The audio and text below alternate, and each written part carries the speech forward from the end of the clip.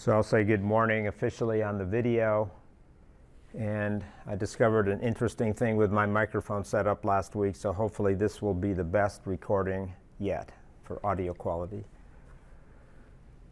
So things will be moving through equalization, then to the very tail end of chapter 5 of the notes, which is chapter 9 in the book, and then we'll start in the advanced digital communications chapter eventually.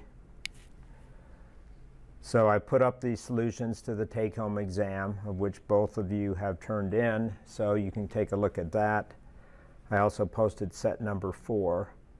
And lastly, I updated the Jupyter Notebook for equalizers. There were some just code changes that I had to make, and we'll be looking at that today. And we will also look at one equalizer type just briefly beyond what's in the notes right now because of the request. And I'm going to hand out a sheet on that from a book that I brought in. There's so many digital communications books out there, but this is one that I've had for quite a while. I like it a lot too. So I'll hand a sheet out so we can at least see that and talk a little bit about that once we get into that. Meanwhile, I'm going to switch over to the Jupyter Notebook that I'll be looking at later. So last time we were talking about equalization, and the basic idea of the equalizer is to invert the channel, and that's what I had talked about. Channel causes some distortion, causes some intersymbol interference. Noise gets added at the receiver front end, and then we would have the equalizer. So the standard modeling technique would just be to say we put in an equalization filter, which is 1 over the channel filter. But that's easier said than done. First of all, you have to estimate the channel. And then secondly, you have to deal with the fact that the noise is now going to become colored because it will no longer be white after it goes through that equalization filter. And some spectral frequencies could get a lot of noise enhancement if there was a deep null in the channel somewhere. So that leads to different types of equalizers, and the simplest is the zero forcing, and that's one we'll look at first. And then we have the minimum mean squared error. Zero forcing is kind of a priori type calculation that you would do for a fixed channel. The minimum mean squared error is usually based on decision-directed techniques. So, and then the third type that's not in the notes, but why don't I just hand the sheet out right now so that way you'll have it when I get there. I'm just going to set it right here. There's 2 pages. It just has the decision feedback equalizer, the DFE. So we have zero forcing, ZF. We have minimum mean squared error, decision-directed. And then this DFE, which I'll talk about briefly. I'm handing out that sheet because I'm going to try to give you a simulation problem that will just extend off of the minimum mean squared error equalizer I have in the Jupyter Notebook. And you can give that a try if you want to. And now I know what SerDes is because when I went searching, that popped up on my screen too, which you've been talking about since the beginning. For really high-speed systems. So in the Andrea Goldsmith book, she has this block diagram showing it sort of a tree of equalizer types. The transversal equalizer path is pretty much what we're going to be looking at.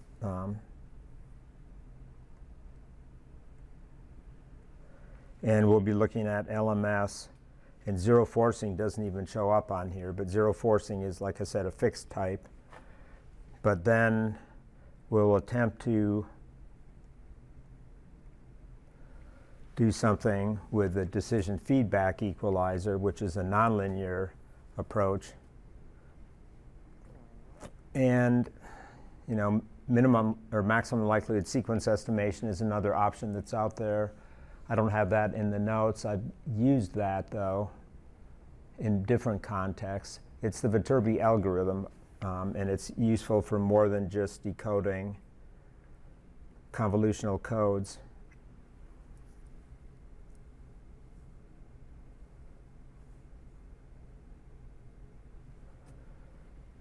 So we'll come back and look at the very end of this. We'll look a little bit at the DFE block diagram that I just handed out. And I'll attempt to, well, I'll just point you to some things that I found on it. I've used it on a sabbatical that I did at Real-Time Logic. It was part of my project that I actually worked on my whole, well, for half of my sabbatical. And it was put into a system that was sold. I haven't worked with it since then. And Real-Time Logic is now Kratos, so that's just the evolution of the company names.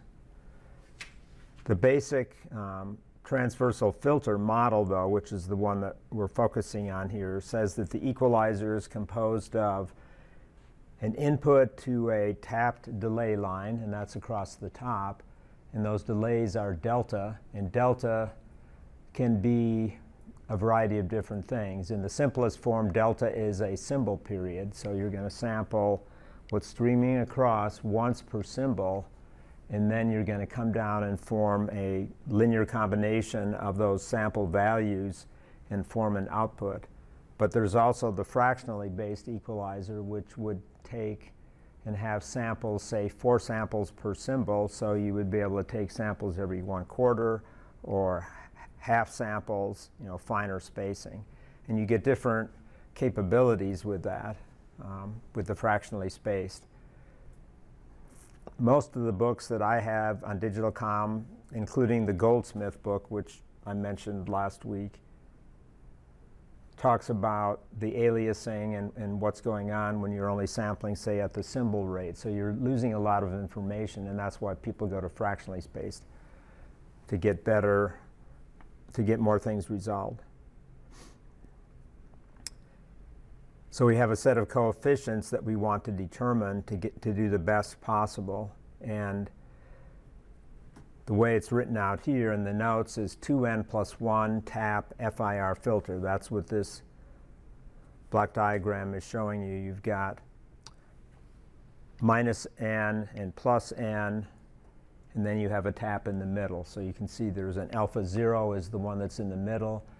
And how you actually center this filter on the impulse response of the channel is kind of arbitrary.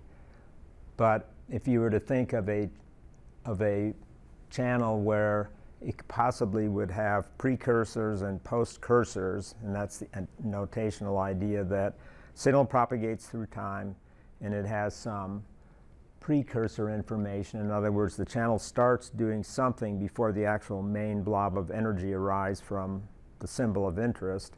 So there's a little bit of something out here, and then there's the main pulse, and then there's something post-cursor that's the trailing off history of the channel. So in one sense, you could say alpha 0 is going to be sitting there and waiting the direct, the on-time signal, and then the alpha minus 1s are waiting what's coming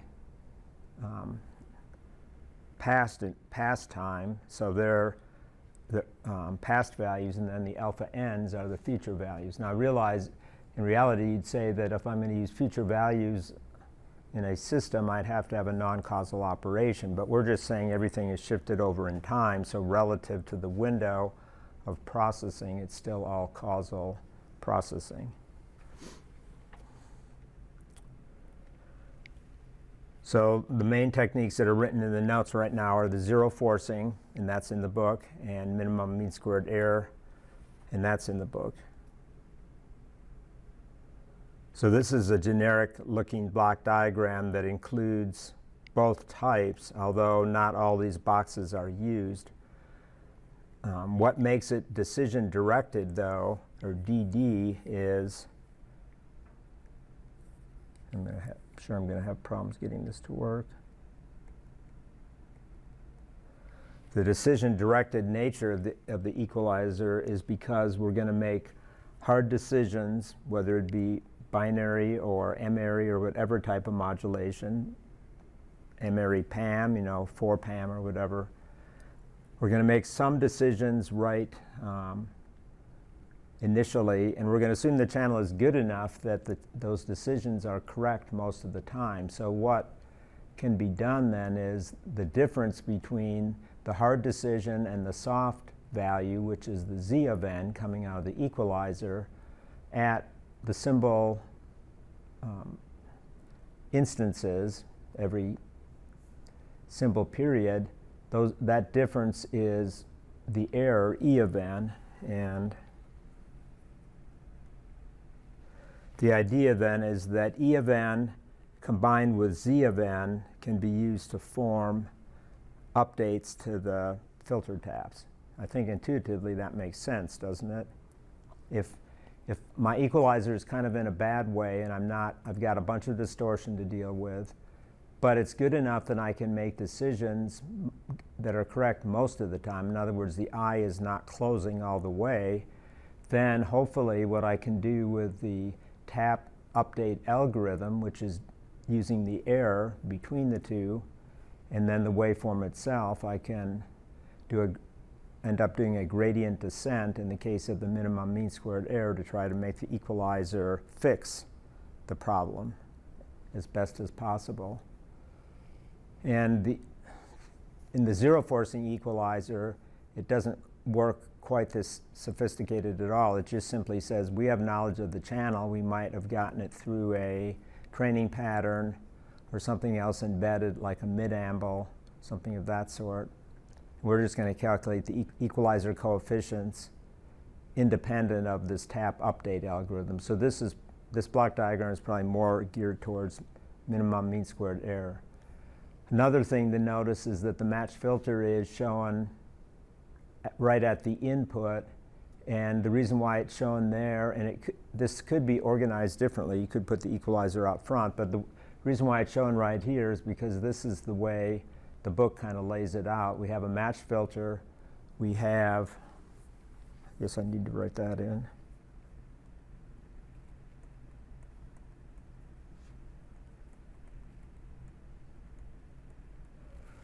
You have intersymbol interference in those symbol samples right there. And remember, the arrow opening and closing the switch is the symbol synchronizer or bit synchronizer. So we've got these symbol spaced or bit spaced samples. We know there's intersymbol interference, so we'd like to be able to correct for that. So the equalizer, as it's shown here, is operating at once per symbol sample. But like I've already said, it doesn't have to be that way. So you can reorganize things if you want to. You could put this equalizer up in front of the match filter, and then you could still have the feedback coming around, controlling its taps based on the tap update algorithm. Because the nature of at least the minimum mean squared error equalizer, it doesn't update just like that. It doesn't fix the problem instantly. It does it over a period of time by averaging the error and moving this gradient or following the gradient down to the optimal solution, which is on a different, it's with a much longer time constant. And that's one of the things people talk about with equalizers. And I was just looking late last night, maybe it was early this morning, just looking at some of the DFE things. The decision feedback equalizer is more complicated, and it takes longer to converge because of the added feedback that we'll be looking at a little bit later. So that's another trade-off, is how fast you equalize. It's not designed, though, the adaptive equalizer is not designed to instantaneously deal with a deep fade that might be occurring in the channel. I mean, if the fade lasts for a period of time, it can maybe deal with it, but it has to be something that's slower, occurring at a slower rate. So the way let's see.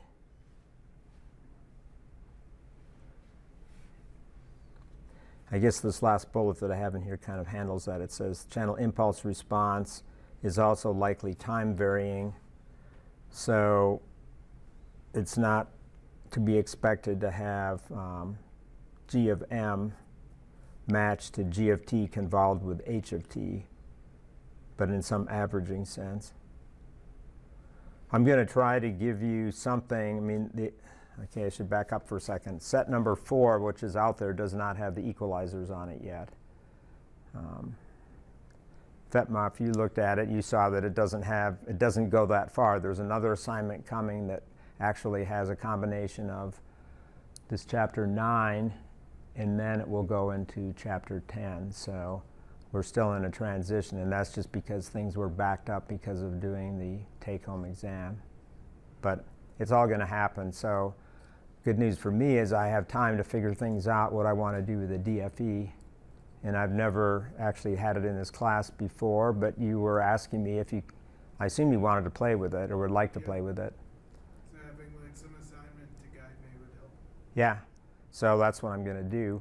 And because I have Jupyter Notebook that has the zero forcing and MMSE decision directed in it, it seems like I can just springboard off of that. I will point you some way. I won't redesign those functions, but you'll use them and you'll modify them in some way so that you can implement the DFE part. That's my plan, at least. So equalization by zero forcing is pretty much just a linear algebra concept that we have the pulse response of a channel, and if we sample it at once per symbol, the idea of the pulse response of the channel sample at once per symbol, and we're assuming now that the match filter has been involved and we're using something like Nyquist pulse shaping, we expect an impulse going all the way through the channel is maybe going to spread itself out on the time axes. And if we look at what happens with the match filter, it's going to try to fix the pulse response all the way through to only have a value of 1 at one time instant, and then it's going to have some other values at say non-m is equal to 0 time instants. As a result of equalizing, though, so if this is the channel response, P of C, then with P equalizer, the idea is that you've got this delta function kind of relationship. You've got no distortion, and no intersymbol interference. So this means no ISI if this transversal filter can undo the distortion values that the channel has put in. So the assumption is PC is not a sequence of all zeros and 1, 1, but instead it's got a distribution of ones and zeros in it. I mean, not ones and zeros, but a value of nominally 1 and then something else that's less than 1 or could be minus something. And that represents the distortion in the channel. So if you were to write this out in matrix terminology, which is what the filter looks like, it's a linear system of linear equations. So P equalizer, which is supposed to be this vector right down here,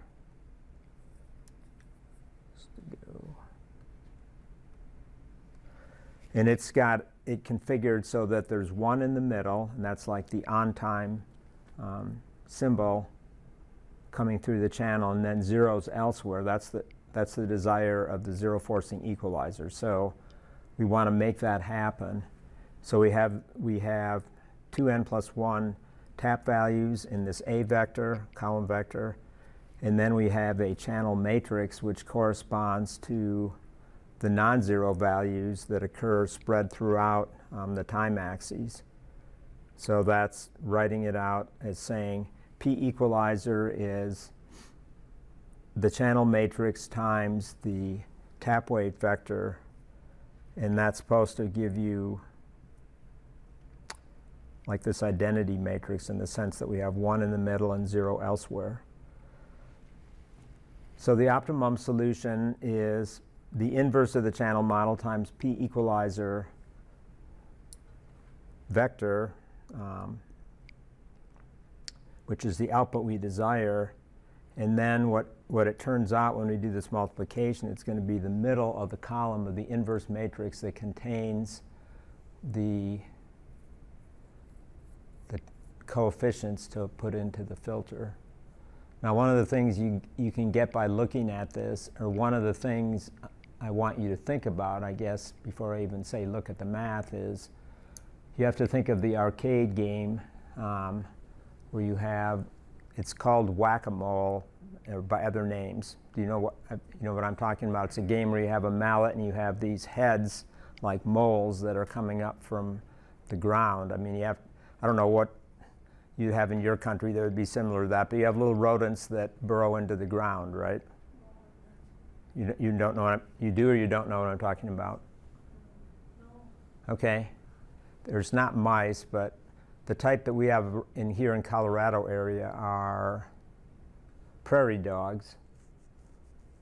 They burrow, and you can see them along the highway. Let's see, where's a good place to see them? I know up in Denver you see them along the freeway, but they burrow, and they're always sitting right close to their hole that they dug, and that's where they live, but they're out, scurrying around gathering food and stuff. So an arcade game was created a long time ago that was based on this idea that you want to knock these moles or prairie dogs down into their house so that they're not up above causing trouble. So the arcade game was these heads will randomly pop up, and the idea is you have a mallet with a really soft head on it, and you hit it, and the mole head goes down, but then another one pops up over here, and so on. So it's like, I want to keep all these things down. And that's my analogy to the zero forcing equalizer, that one in the middle of the P equalizer array is the acceptable head that can stay up all the time, but all the ones that are either side of it, you'd like to be knocked down. And just like the whack-a-mole game is, you can never get them all knocked down because they just keep coming back again.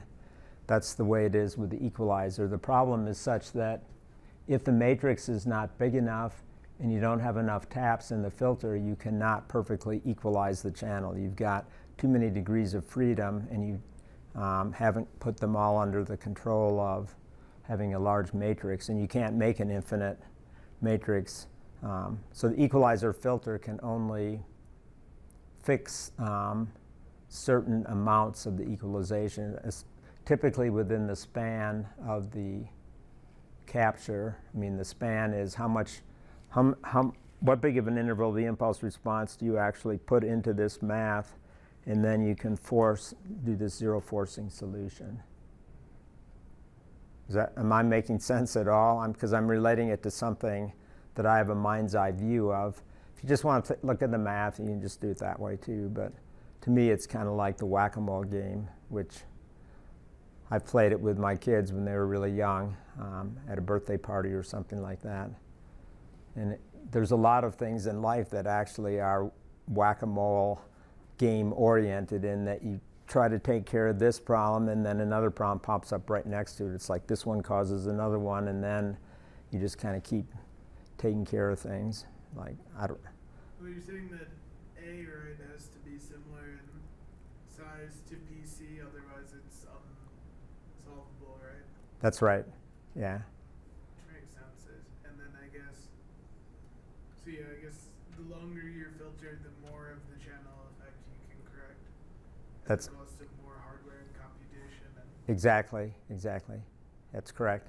So this is done live, or is this kind of an offline? This is an offline kind of a thing. We're offline in the sense that you would get a training pattern through the channel. By training pattern, what I mean is something known is sent every so often through the channel to recharacterize it. And in mobile radio communications, like in GSM, which is an old standard, a 2G standard, they had a mid-amble that would come. A frame of data would come, because GSM is a time division multiplexed or TDMA scheme, time division multiple access scheme. And so in the mid-amble of this long packet, you know what's transmitted, and then from that you can calculate the channel impulse response or unravel it, and then you could apply this to the zero forcing equalizer if you wanted to. But in other scenarios, the way it's been explained to me is you might do this very infrequently. If it's a terrestrial link, maybe going over lots of terrain, but there's some weather changes and other phenomena that may make it change, so then you would very infrequently recalibrate, resend, and then calculate the zero forcing. I don't think it's used very much, but it's talked about in the books, and I think it's a good introduction because it's simpler. It doesn't have any adaptive techniques to it. It's just crank this matrix out. So it's that last equation there you're going to attempt to impose, and you can see that the channel matrix is just a shifted version of the impulse response. The very first row there is just the channel model running backwards, so it's the history of the channel. And then eventually, when you get down to the last row, you can see you're getting in the future values of the channel output and the current center value. So it's just spanning across the channel values. In the homework problems that you'll work out of the book, you're given this vector of the channel impulse response, and then you have to take it and put it into a matrix, and then you use it. And I'm going to show you simulations in Python where I've done exactly that. I maybe don't load it in manually. I create the impulse response by some distorting filter. But in the book's problems, they just give it to you. They just give you an array of values, and they assume, well, they don't assume the channel's symmetrical. They'll give you a range of values, and you see there's a central value that's been normalized to 1, and then there's non-zero values either side of it. And you're trying to convert it to looking like P equalizer, which has got zeros everywhere. In other words, all the moles have been whacked down to 0, and just the one in the middle is standing up. It's I don't know. I'm kind of having a hard time, but it's to try to make the channel look like a delta function, which means it's not going to spread the energy over more than just one symbol. I was going to say it would make it look like a sync bit, basically, right? A sync function? Yeah. Yeah, where the sync is being sampled at every zero crossing. Yeah, that's exactly right, too. You'll have to get some analogies on this by just playing with it when you get a chance to play with it. So, in terms of, it's just a system of equations. So the fact that this matrix PC is what it is comes about by just writing out what P equalizer is going to be based on this equation. So it's nothing more than writing that out as a system of equations for different values of the output. And you set the span up so you want to have that 1 in the middle and 0 elsewhere. And then you solve that equation, and we know it from linear algebra. We can solve it by pre-multiplying by the inverse of the channel model, and then it will go away on this side. And then on this side we'll end up with PC to the -1 is in here, so that is the identity matrix. So that part's straightforward, right, from linear algebra. So one of the things, and I think we were already talking about this, is that outside the interval, so forcing the zeros to be occurring at regular intervals either side of the center doesn't say anything about the response outside the interval, since the signal only was used in zero forcing, and also since the signal was only used in enhancement, there's no control over the noise enhancement that's going to occur. So this is a very blind approach. It's saying all I want to do is get rid of that distortion, But if I end up building a filter that has a bunch of peaking in it, it's going to let through a lot of noise, and I'm going to be maybe wiped out by the noise I let in. I may have cleaned up the signal, but I may have let in a lot of noise. So what's of interest too is the frequency response of the equalizer. In this case, it's the symbol-spaced equalizer. So the frequency response is very much like the discrete time Fourier transform in DSP. You've got the coefficients. You have e to the j omega n. And omega here would be, in terms of the symbol rate, it's going to be 2 pi times nf, or 2 pi times ft is what the omega is.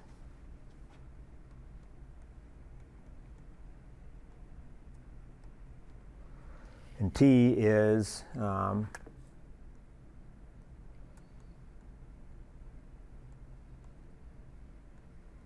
one over the bit rate or 1 over the symbol rate. So that's the normalization.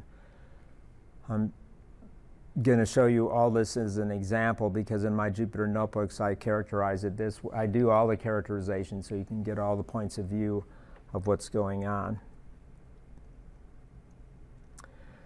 What Dr. Ziemer goes on to do in the book, he says, okay, so now we're going to have white noise coming into the system. Let's find out what the impact is on the noise that comes out. So he models it by saying we have the channel model that we're trying to do the zero forcing on, but then we also have the white noise that's coming in, and it's going to go through, when sampled at once per symbol, go through this same filter. So we get this effective noise value, and now it's just treated as a random variable. And if we're assuming Gaussian noise samples, then we can go ahead and model that as Gaussian having zero mean and some variance driving it through the white noise. And then this double sum is what you get for the noise variance on that random noise sample, which is going to hit right at the symbol sample. And if we assume we have band limited noise, a sinc function, and then it's band limited to some bandwidth b, which would nominally be depending upon the type of pulse shaping, and here it's just shown as rb over 2, which is a useful model under Nyquist signaling, because remember Nyquist signaling, the two-sided bandwidth was the bit rate, but this is at baseband, so it's rb over 2. And then plugging that together, here's the calculation for the noise enhancement. It's n0 over 2t times the sum of the coefficients. And this is a measure of the amount of noise enhancement.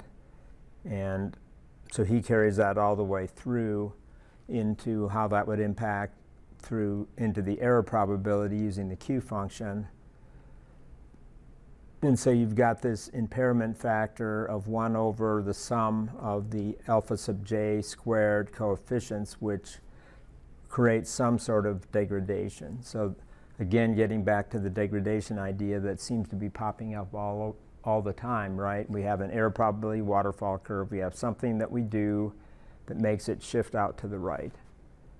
And you saw that in the homework problems, right? I mean, the exam problems again. And you've seen it in the homework. So in general, we're going to expect that alpha sub j squared, when summed up, is greater than 1, and that's going to be the degradation that we're going to get as a result of noise enhancement. So let's look at some examples. The examples I have in the notes are old. They're the MATLAB examples, so I'm not going to look at them. Instead, I'm going to go look at what I have in Python. But maybe I'll come back and look at this. This is the same thing I have in Python now.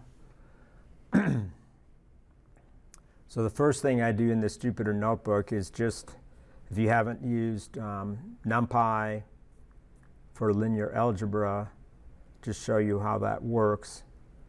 Because MATLAB is pretty easy in that area because MATLAB is matrix laboratory and it's a matrix all ready to go, and Python is different. And Julia follows, if you're curious, Julia follows more of the way things Python does, except it has its index start at 1, just like MATLAB does, but beyond that it's more like Python with the indices in terms of the way you have 1D arrays and 2D arrays and ND arrays or whatever. So when you actually want to go above what we've been doing, just, I guess I'll put one thing in here, add an array just so you can see the difference. If I create an array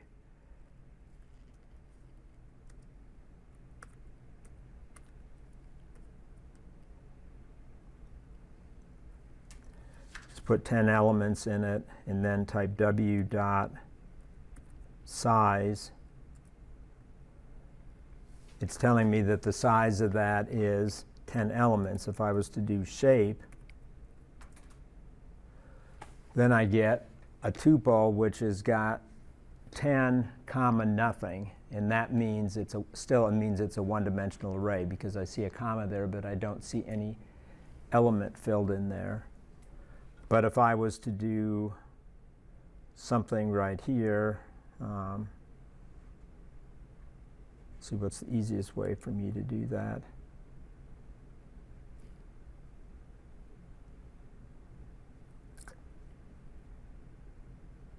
Well, I'll just follow my example that I have right here. I'll just create a two-dimensional array, just like I have there. I'll use the constructing function array, which is fundamental to NumPy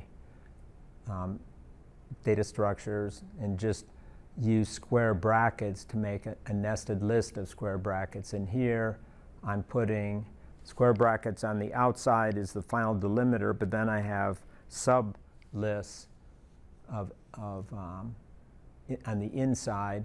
And so because everything that's done in Python is row based or row major based, 1, 2, 3 is the very first row, 4, 5, 6 is the second row, 7, 8, 9 is the third row in the matrix. So this is a 3 by 3 matrix. And if I wanted to, I guess maybe I can do it up here now that I've got my thinking going on this. If I was to just wrap array around this, that doesn't do it. But if I do this, now it has done it because I put the square brackets in there. And if furthermore, if I went ahead and did a dot t on that, now I've got a 1 by 10 or a 10 by 1, whichever I choose to do with it. The t is just the transpose operator from linear algebra. But making a 3 by 3 as a square matrix is is the idea that we need for this equalizer, zero forcing equalizer. So there's my array that was created here. I guess I better do it. And now within NumPy, there's a sub package called linalg, and if I just type or hit tab right there on the dot, you'll see these are the methods that are available from NumPy for linear algebra. You've got, eigenvalues, determinants, condition number, matrix power, matrix rank, norm, and singular value decomposition. But fundamentally, another one is inverse, so I'll just use that one. And there's the inverse, and then NumPy has a shorthand notation for matrix multiplication. Remember, right now when you're using NumPy in Python all the time, you just multiply one 1D array by another one, and it automatically makes it pointwise. Agreed? And you've gotten used to that. Whereas in MATLAB, you always had to be worried about putting a dot in there to say do it pointwise. Otherwise, MATLAB would complain you're multiplying two matrices together and they're not compatible because rows and columns don't equal each other.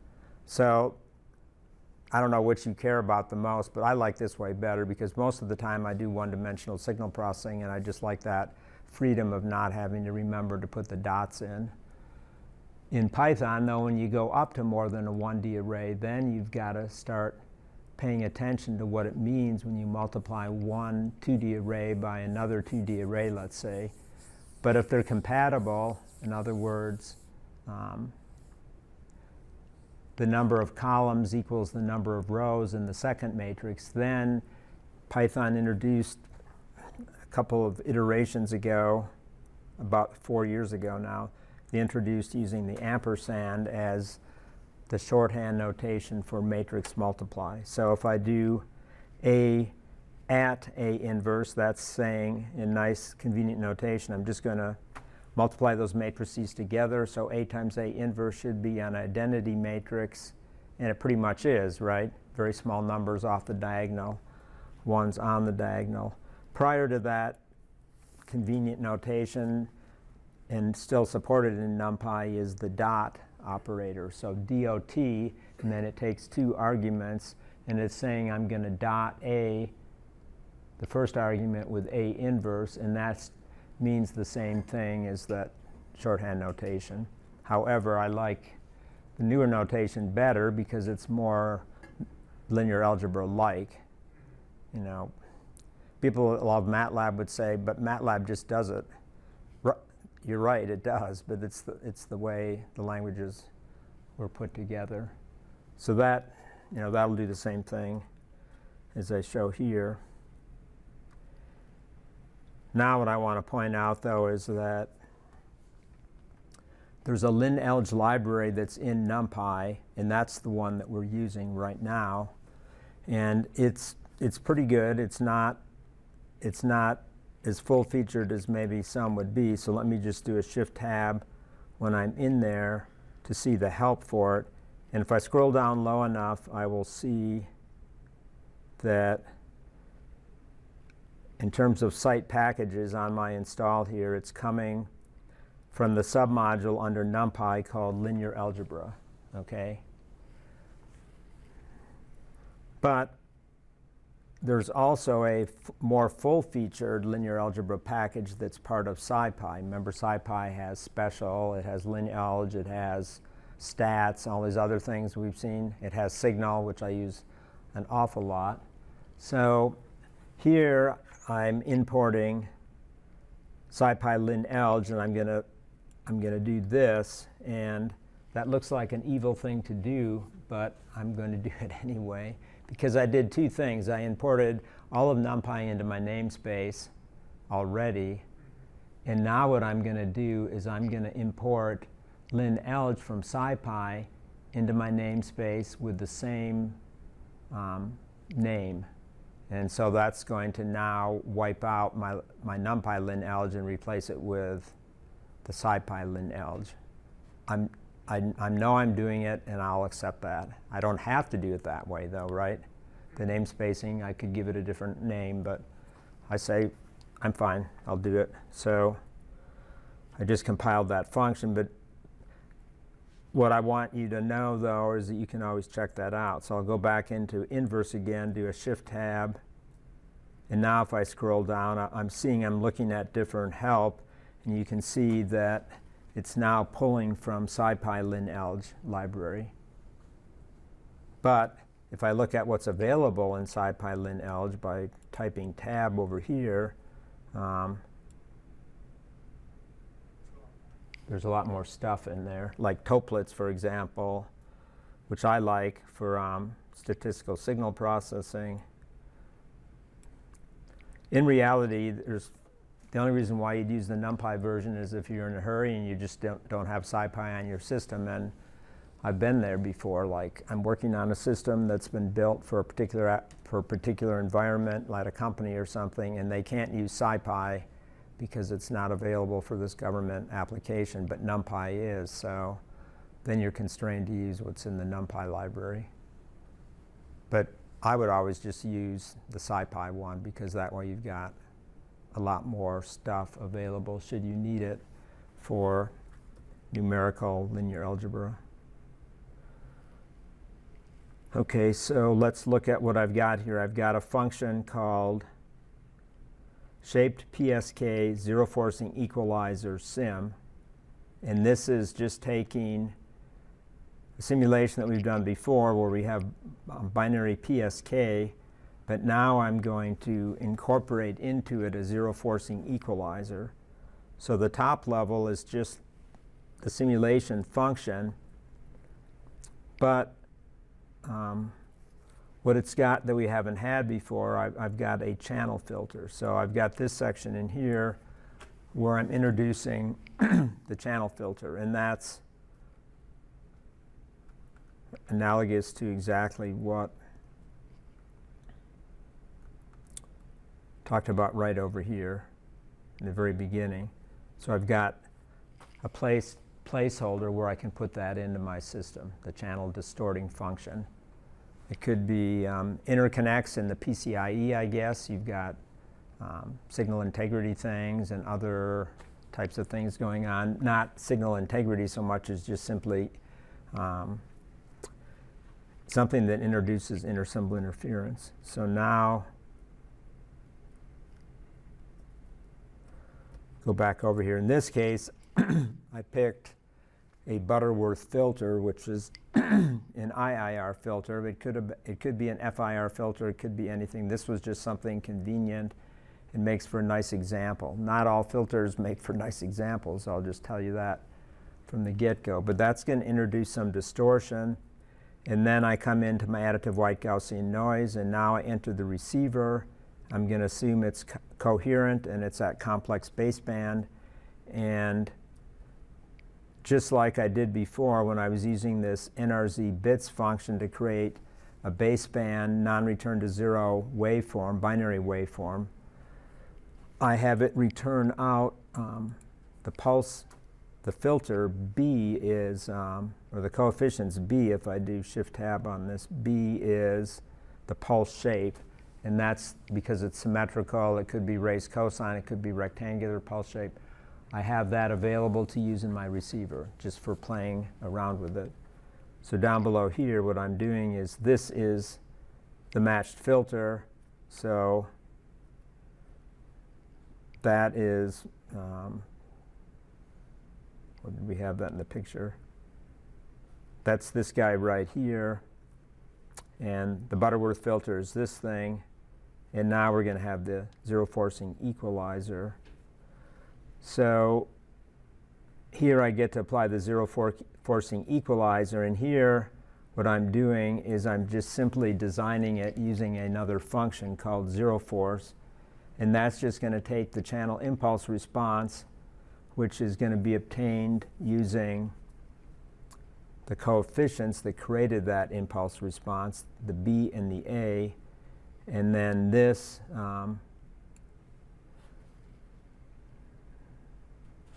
B times A is telling me what the pulse shape is going through the system. So I've got the pulse shape from the transmitter, and then I'm gain scaling it by NS, and it's going to try to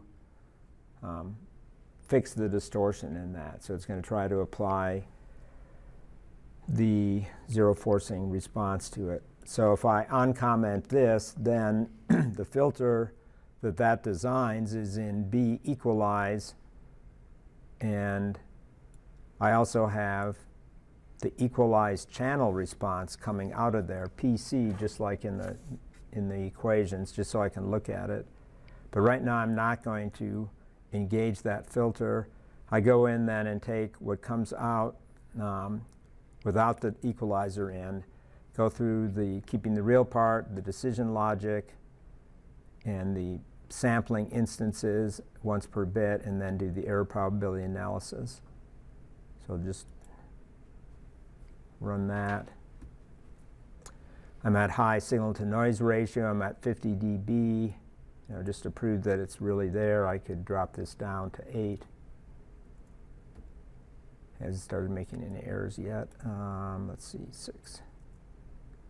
Okay, so a few errors there. I'm going to leave it really high just so we can see what's going on distortion-wise. Here's the equalizer filter. I'm not engaging it right now, but then this plot is a series of plots.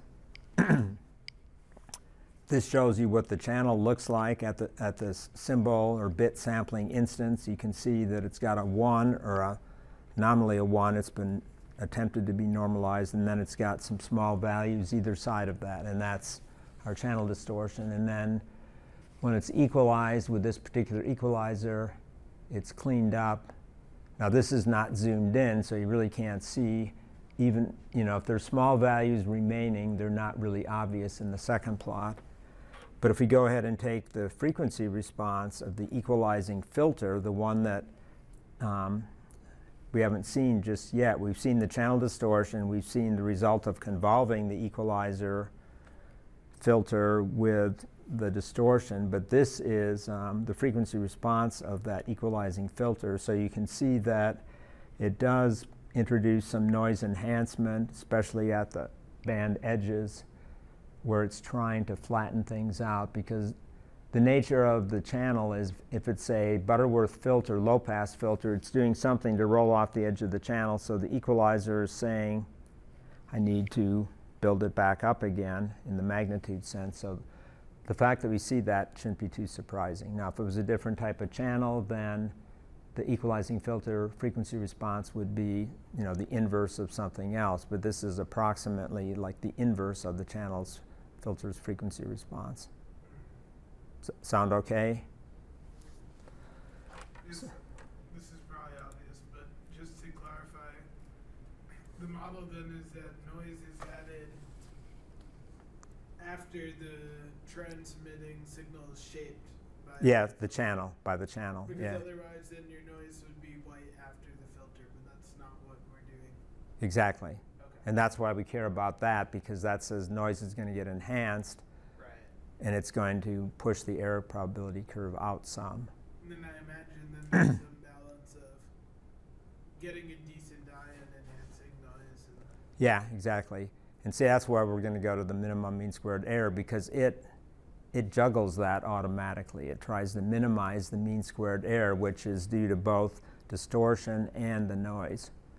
I mean, we're going to talk about that next, but I'm just telling you that's a more beautiful thing, because it's like, I know it's going to cause distortion here. What can I do about it? Go to MMSE, because it will adapt accordingly. If there's a lot of noise, it won't try to open the eye perfectly, because it knows it's going to let in too much noise, and vice versa. So, but this is simple, and this was like the beginning. I think Bell Labs did this probably, 60 years ago or something like that. I mean, a long time ago they did it. They were doing it on telephony channels, and zero forcing was the idea that they had in mind way back at the beginning of the whole thing. In this country, at least, Bell Labs, telephone company, was our communications medium, and I don't know about other countries and how things develop, but we developed using wired phones and all that stuff. But still, the same problems were there, just in a slightly different context. So it's your legacy. If I was to go to certain parts of the world, like let's say a part of Africa where they never have had telephones, and now they have a cellular network to get communications around to areas that were never covered before, they wouldn't even have considered, equalizing a telephone channel line that much, because they're using wireless for everything. I'm just saying that because old and new is, things just keep changing, right? We move along the timeline, and we've seen everything technology-wise pretty much in our country. In Japan, for example, they're the same that we are. They have their NTT Docomo, or whatever the name of it is. That's their telephone company. And in Great Britain, I think they have their telephony services are rolled up with the post office somehow or another. And some other countries in Europe, I think, are kind of like that. That to me seems weird, but the post office was involved with communications, because I guess going back even further, communications was by a mail carrier delivering letters. I don't know, I'm just saying philosophically, it's kind of intriguing as to where these things were housed in the very beginning. have you heard of like the phrase? It's called like the sneaker net. which was for a while it was like faster to send a hard drive on a truck than to send information over the internet. I've heard of the sneaker net, and to me the sneaker net is having the flash drive in your pocket and walking over to somebody's computer. I mean, I carry one of these because when I'm teaching the lab, sometimes I have things here. Yeah, it's on my website or I have it in Slack now, but some large driver files or something, if they're setting something up, I'll just say, hey, I've got it right here. Or a complete download of a integrated development environment for Cortex M4, let's say.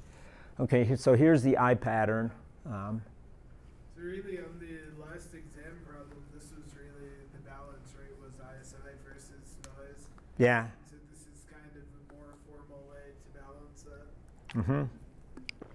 And what did you get? I mean, I brought my solution and I already posted it up there too, but I got like 0.32 or something like that. Something in that neighborhood. okay. Since we're talking about it and since I have it here, I can go look at it pretty easily if I can get it to come up. I found there's like a local minima around like 2.9, 3.2, that sort of area, and it was worse on either side. I didn't go in that much detail, but Well, I like read it overnight. yeah, no, that's cool. That's the kind of stuff I'm trying to get you excited about doing. So,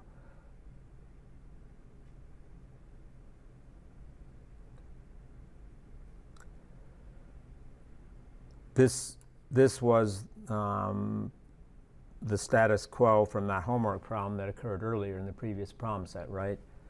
And that was for a single pulse, but then when you put multiple pulses together, it looks pretty bad. So now, But you got a similar number to me then, if you got 0.35. yeah, but I didn't look at everything in between there. I just started bringing it down. I didn't look for inflection points or anything like that. Does it come back up and does it go back down again? But it does. Yeah. That's kind of what the eye pattern looks like. In my exam looks very similar. Yeah. I didn't look at yours. I haven't looked at either of yours, but did you find something similar? Yeah, but I think for me, it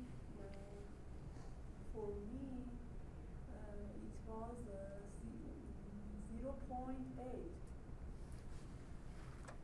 0.8. Okay, so if we go back up here, so you took it down even further to 0.8? I'm not sure because it Okay, okay.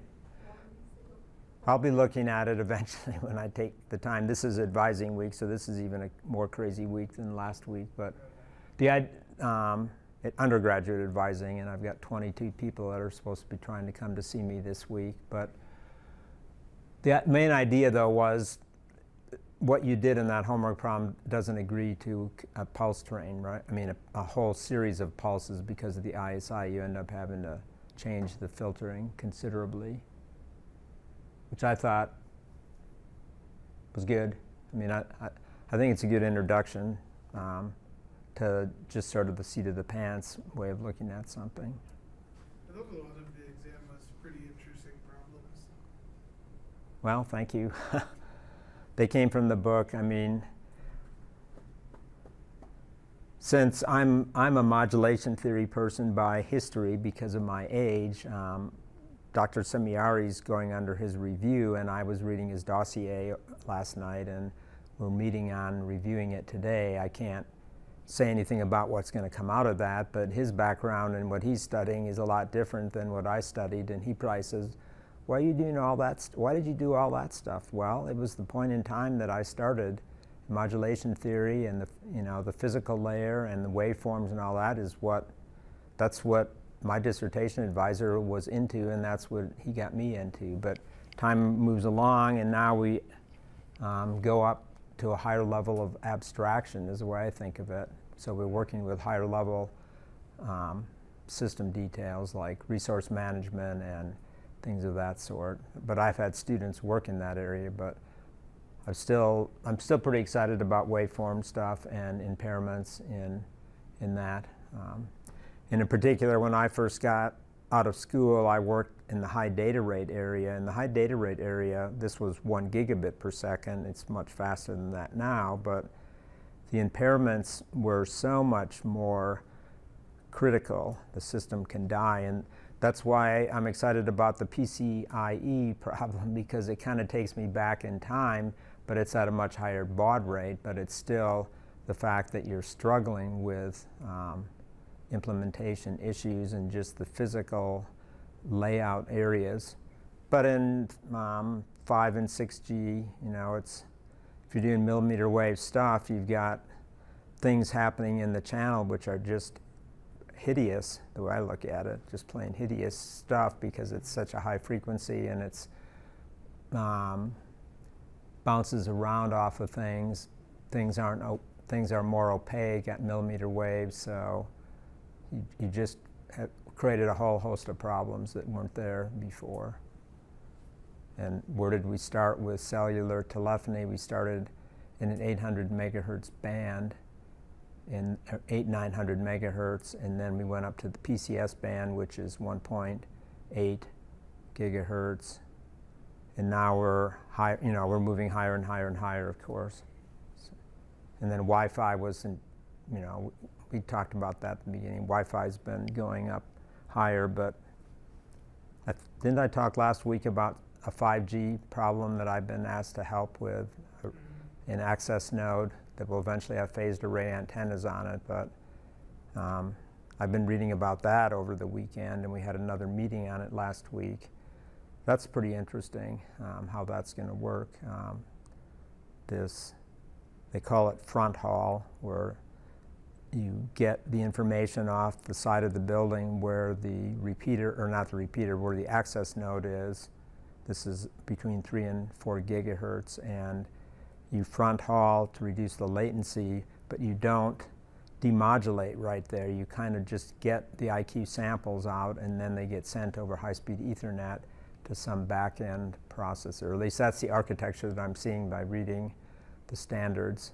I can't do anything without reading the standards to know what they're doing, and for 5G, there's just so many standards to read up on and try to understand. I know it's using OFDM. We'll be talking about OFDM, which is why it's really important for this class, but that's a different methodology, right, to have a front haul.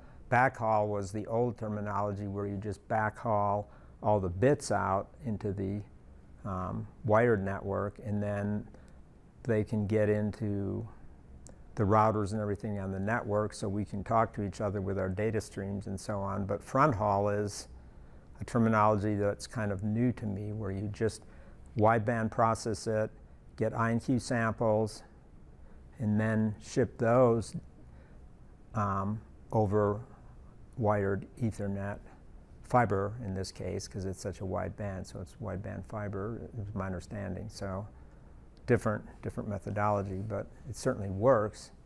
I just think of always getting the data demodulated, detected, and now it's much lower bandwidth requirements, but because of the way technology is, there's other ulterior things that you might want to do this front haul stuff, which it's where we're headed right now. It will be what our cell phones will do. In place of a Wi-Fi, we'll go through the 5G. It's called New Radio and a few other things. There's just so much to the standard, though. So Professor Semiari probably doesn't do anything with New Radio, does he? Yeah. Yes or no? Has he talked about that? Or 6G. Well, there might be in 6G too, but it's also part of the 5G standard too. It's called New Radio. There's a Wikipedia page on it that shows up on, if I was to go,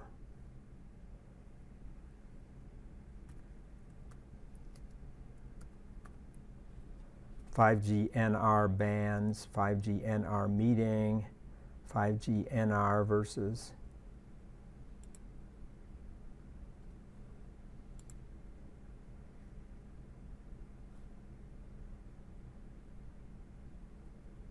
So this is what I've been reading about. There's a lot of different bands, but the one that I've been reading about, and it goes by other names too. I think this might be the page I'm on, but I'm doing it on a different computer. I'm looking for the one I'm looking at. Yeah, it's this stuff right in here.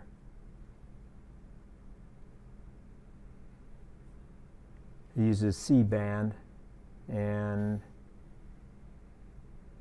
like I said, it goes by some different names. I've managed to find the documentation on it, though, pieces of it. And these are the different channel bandwidths that are available with high density quadrature amplitude modulation split apart using OFDM, which we'll be talking about in the next chapter. So I didn't think I'd be bumping into it, but somebody asked me to help. So this is just things that are kind of happening by one way or another. So at any rate, getting back to this has been distorted. This is noise free. So now what happens if I go up here and I'll just uncomment this line. So now the equalizer that we already looked at its response, we looked at the equalizer from the zero forcing function. Now it's going to run through the system. And along the way, I'll just say that within this same cell block, I have the zero forcing function defined here. So this is where the linear algebra stuff is happening. And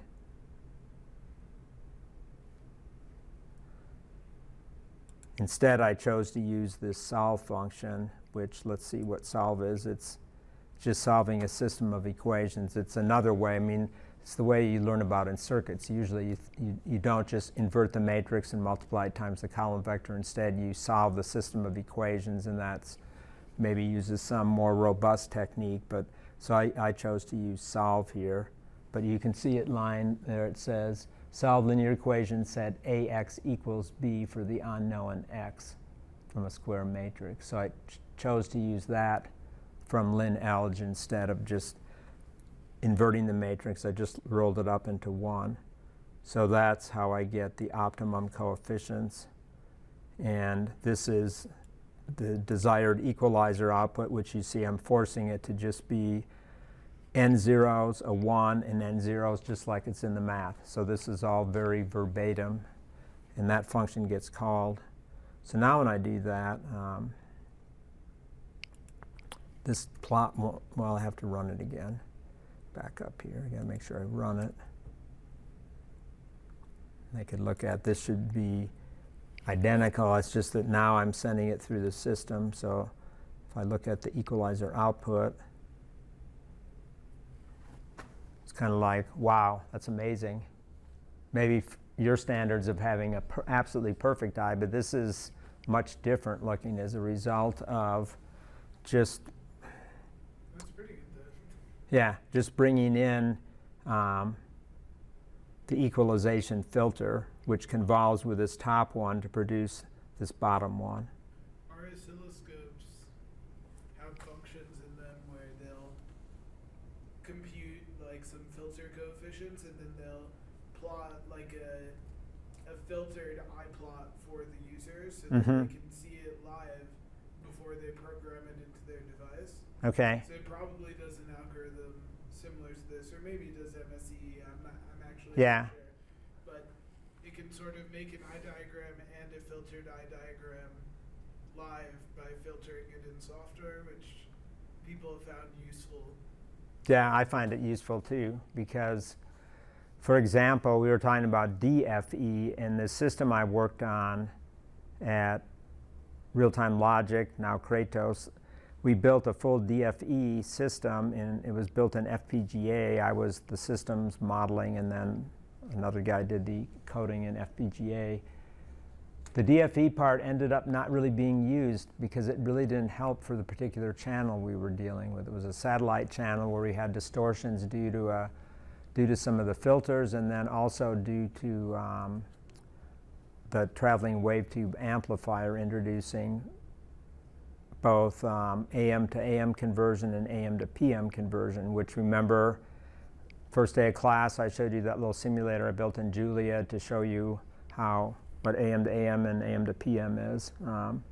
We may come back and look at that some more in the next chapter if we wanted to, but at any rate, Another mode that equalizer had was blind equalization. In other words, what do you do when things are so bad that you can't use decision directed? You can't get any decent bits coming out to help form the error and then help tune the filter. So we also had a mode in there to do blind equalization. And my brain's going to have to think what was the name, the technique we used. The paper's published, it's out there publicly available, and I have it, but that mode didn't get used very often either. But we offered up these different options for the customer so they could turn that on, and then it would automatically switch to the decision directed, and if you wanted DFE, you could have that turned on too. So I think the way the FPGA worked though is that it was flash, so it didn't have all the options available, because if we took out some of the resources needed for the DFE, then more could be used in the forward part of the equalizer, and that would be, we haven't formally looked at this picture, and I don't have this picture to put on the screen, but it'd be the left half of that sigma block would be the forward equalizer, and then the taps that are in the right-hand side are the feedback taps in the feedback equalizer portion. So you have a feed forward, a feedback, and then you have a decision directed part just the same in there, and then you have signals that drive the tap weight adjustment. So let's go on to the next part. This will be the decision directed minimum mean squared error equalizer with LMS adaptation, or least mean square adaptation.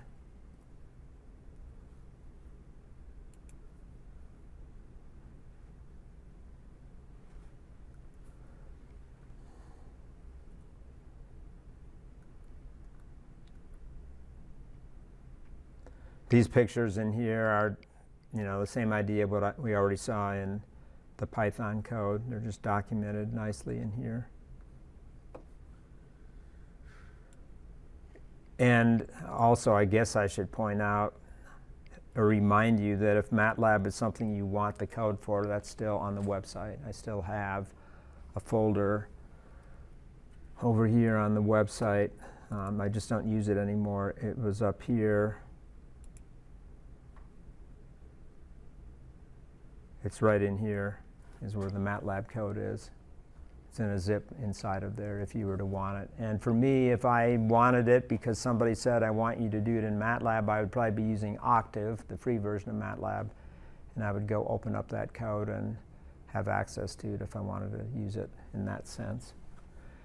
And I think I've already told you that you can run Octave in Jupyter Notebook as well, or Jupyter Lab. It works very nicely, actually. It's just that Octave is not very fast. It's really slow, but the interface to it is very, very similar. It's in Jupyter just the same, and it's free, so it's nice like that.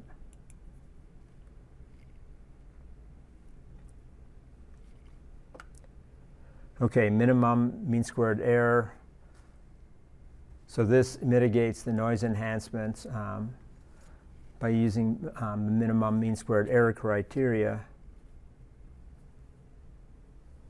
And right now, in the initial analysis that's right here, we're assuming that D of t is the desired response. So this is where the decision-directed part or a training pattern would come in.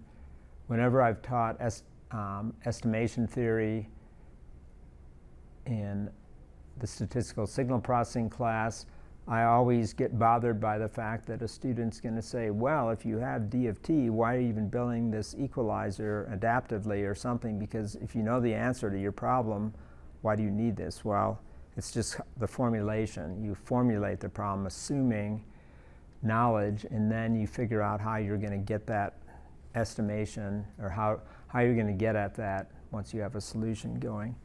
So we assume we have tap weights such that the equalizer output z of t minus the desired, the minimum mean squared error of that, which is the epsilon, can be brought to its smallest value. And the equalization filter is again taking the channel output y applying weights to it just like before, except now if you look at this in the context of estimation theory and the fact that we have 2n plus 1 tap weights to work with to try to form this minimum error, the way estimation theory looks at this is you've got a 2n plus 1 dimensional surface, and it's a convex surface because it's got a squared error involved, and it's a non-negative surface because it's squared, right? So it's a bowl. I mean, if it's a convex surface, it can be convex cup or bowl shaped, or it can be convex cap, which would be like that, right? It has a peak and then it goes negative. Well, this is convex cup, guaranteed, because of the squaring operation, and that makes it non-negative. So the optimization problem is going to be like this, convex cup or bowl shaped. And what you're trying to do with this solution is drive to the minimum or the bottom of the bowl, which, I've seen this in machine learning, right? yeah, Take the gradient and yep. Which came first? This came I've first. seen this game first, but Yeah. I saw a really good visualization of how this works. Okay. My analogy is probably not like the one you've seen. Mine is you just have this shape and you put a ball bearing or a marble in it and you just, No, yeah, that's what I saw, yeah. okay, There's a guy I saw who did a good kind of animation and explained the formulas. okay. Yeah, that's another class. Actually, there's two other classes that I've taught over the years here. One is statistical signal processing, which is a compact version for one semester, but then there's the adaptive filters class that has all the stuff in it in more detail, and you study the gradient descent more carefully. And the gradient descent actually starts on the edge and then it takes a jump, so it zigs one way, zigzags, and it goes back and forth and gets finer and finer, and then finally it hits the bottom of the bowl. And if there's noise present in the stochastic gradient, which is an approximation to the true gradient, and that's because we don't have access to all these variables, so we have to make substitutions because we don't have the DFT, then it will hit the bottom of the bowl and it will tend to overshoot, so it will tend to roll around sort of at the bottom. It will never stand still because the estimate's using the stochastic gradient, so it tends to just move around, sort of buzz around in the bottom. So it has something called tap weight noise or coefficient weight noise because it's just kind of won't sit still because it's, you know, it's trying to do it on the fly. It's saying, oh, if something changes, I'm going to have to move a little bit in that direction, but it always sort of buzzes around at the bottom or near the bottom. So when you say like this is the same thing kind of as machine learning? Yeah, it's related to it because you have the one neuron neural network or whatever that that's similar to what this is. It's interesting to see, yeah, it's the same math basically. Yeah. Yeah, it's crazy. Your mind can get so, you know, so many different ideas floating through it. But there's connections between all these things in engineering, and, you know, there's things in mechanical engineering, believe it or not, that could be useful to us too because they've gone and done certain things for their problems. We're not totally unrelated. So applied mathematics maybe is where you just want to think it all is. And that's why when I was a PhD student, I took classes from mathematics, just pure math, because I got insights that you wouldn't necessarily get from engineering. And my advisor made me do it. I don't know if Dr. Semiari is making you do that or not, but I make my PhD students, when convenient and when possible, take math classes. A lot of times it's just because there's not enough engineering classes that are good, and I just say go take this or that from mathematics. And they're nice people. They're not, you know, making your life super miserable. Okay, so minimum mean squared error, and this is going to optimize between intersymbol interference and additive white Gaussian noise, and it can do it dynamically if we do an adaptive equalizer. But initially it's just a fixed equalizer. We're just talking about how do we solve the equations to get the minimum mean squared error. So it's fundamental calculus idea. We're going to take the partial of epsilon with respect to each of the tap weights and set that equal to 0. Why is that good enough? Again, because it's convex cup, so we know we have a partial, and we know when we set that equal to 0, it's going to be the bottom of the bowl where it's perfectly flat, and the partial can be 0, right? The gradient can be absolutely 0 in the bottom. So that's what this system of equations is saying. If we can solve that, force all of those partials to be equal to 0, then we will be at the bottom of the bowl. And so we have a system of equations, and we end up introducing, because of the expectation operator in here, we end up introducing autocorrelations, or because we end up having cross correlations between y and z that are coming out of this. When we take the partial of z with respect to alpha, we're going to end up with needing this thing right in here, yz and yd, but we're going to assume that they're uncorrelated, so they're equal to 0, and these are the definitions of those cross correlations. And yz is just sending the input through the optimum filter, the equalizing filter, so there's a convolution in there.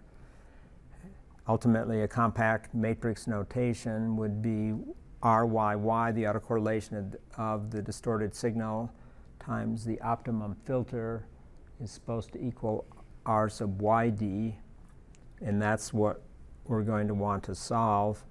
We want to solve for A optimum, so we have the cross correlation between the input and the desired, and then we have the inverse of the input. So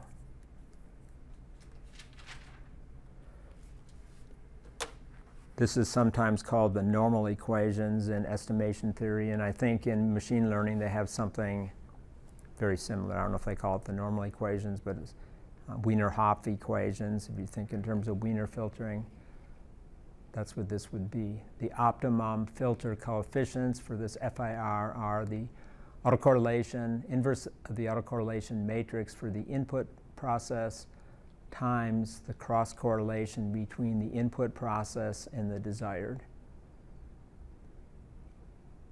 And y are our observations, d is our desired, so we're trying to project to get this optimal tap weight vector.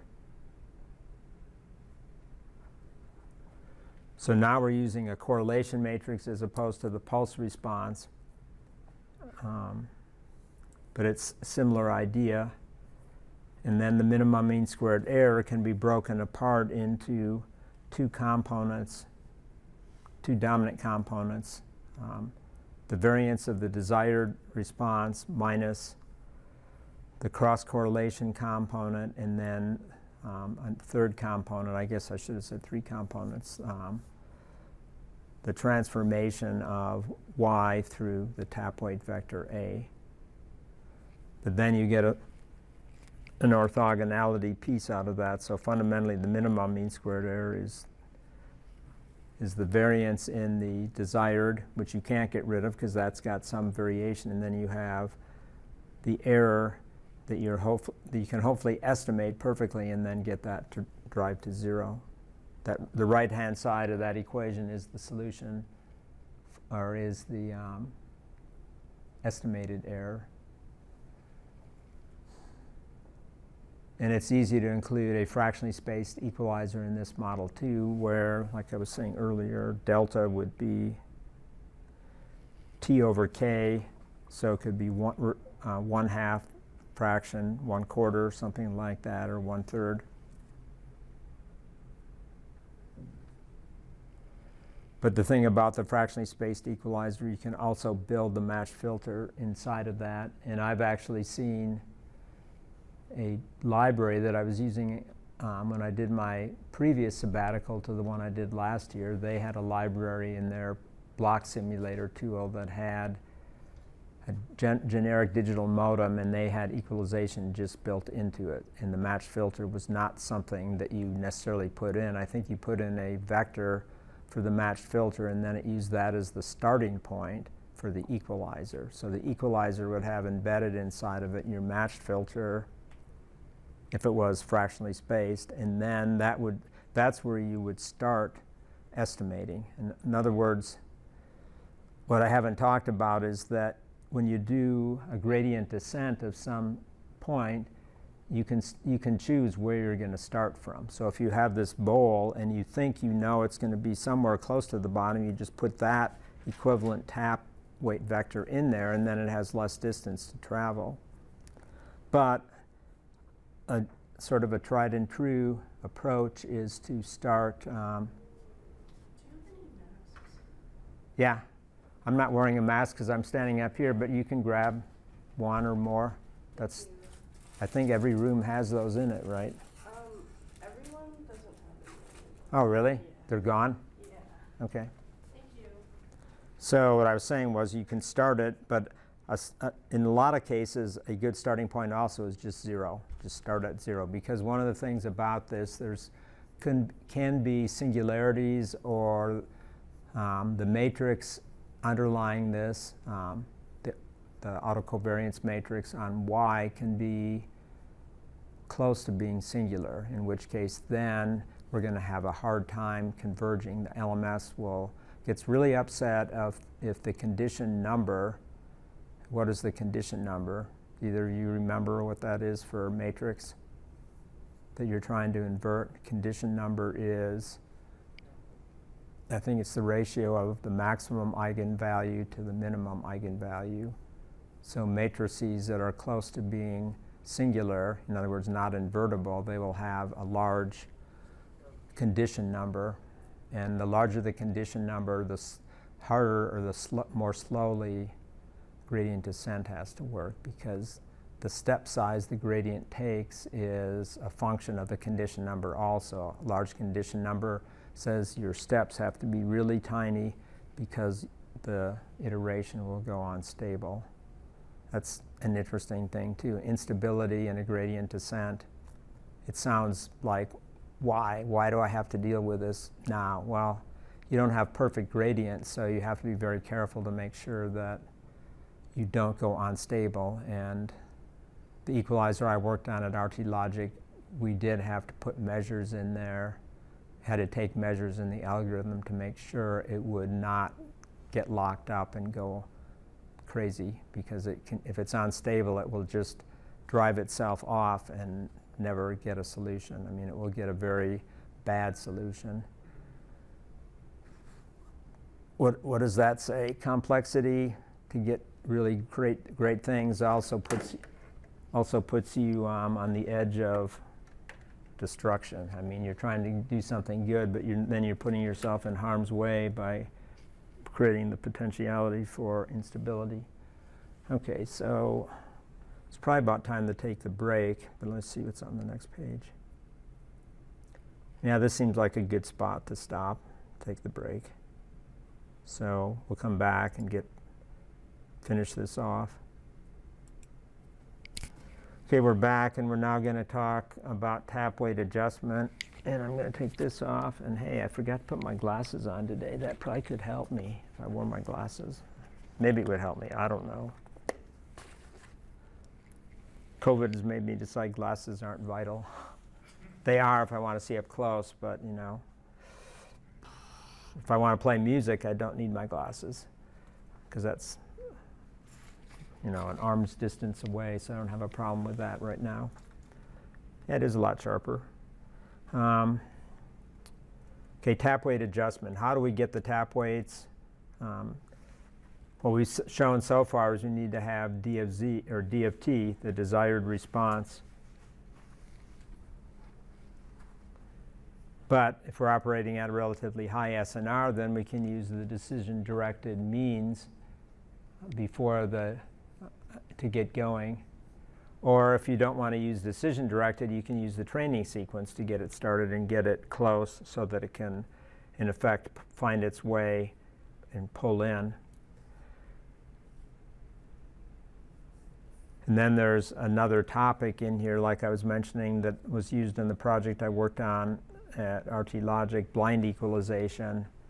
And I've been trying to think, I haven't put my brain on this, but what was the blind equalizing technique we were using on that?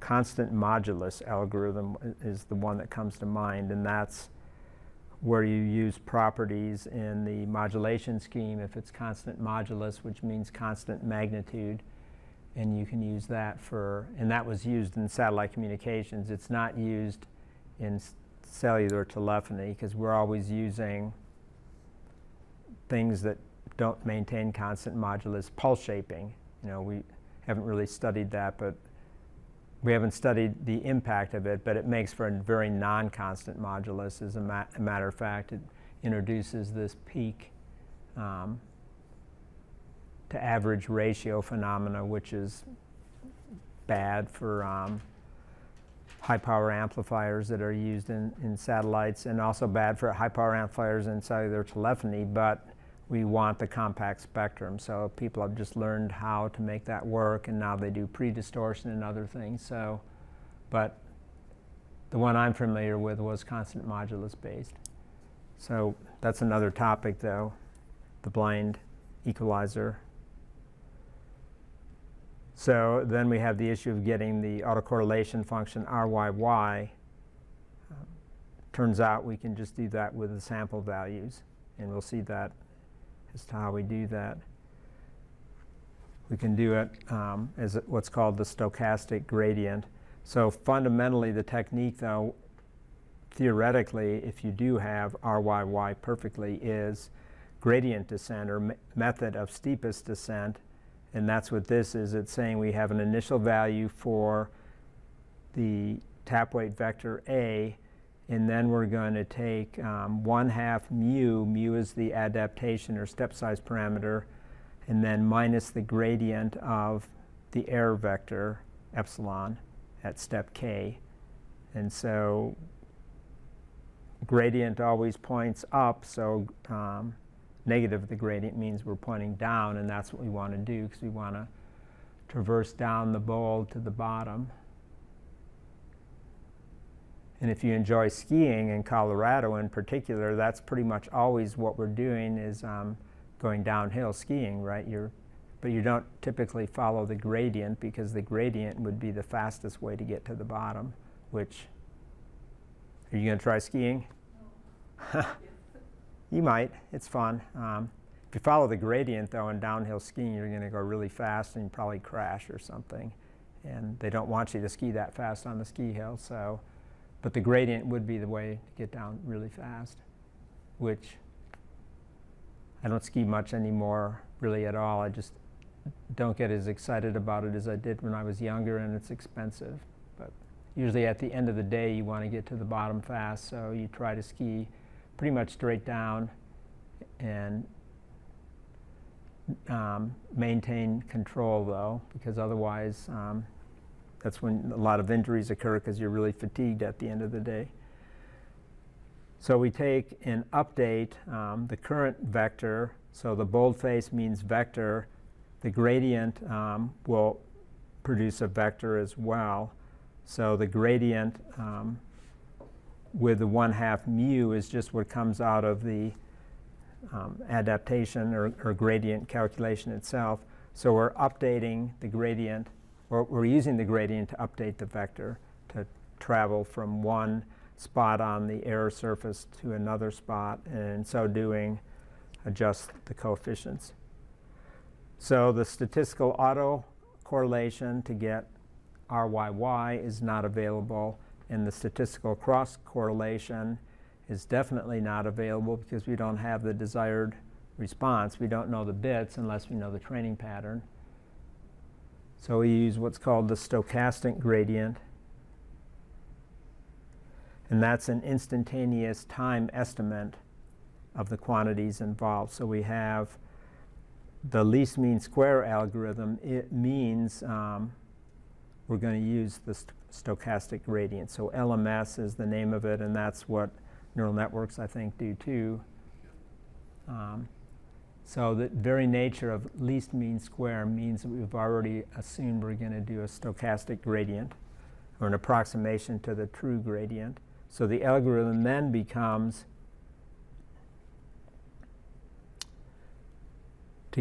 we're going to get the gradient I got to go back up here. This gradient approximation ends up being, if I can get that right,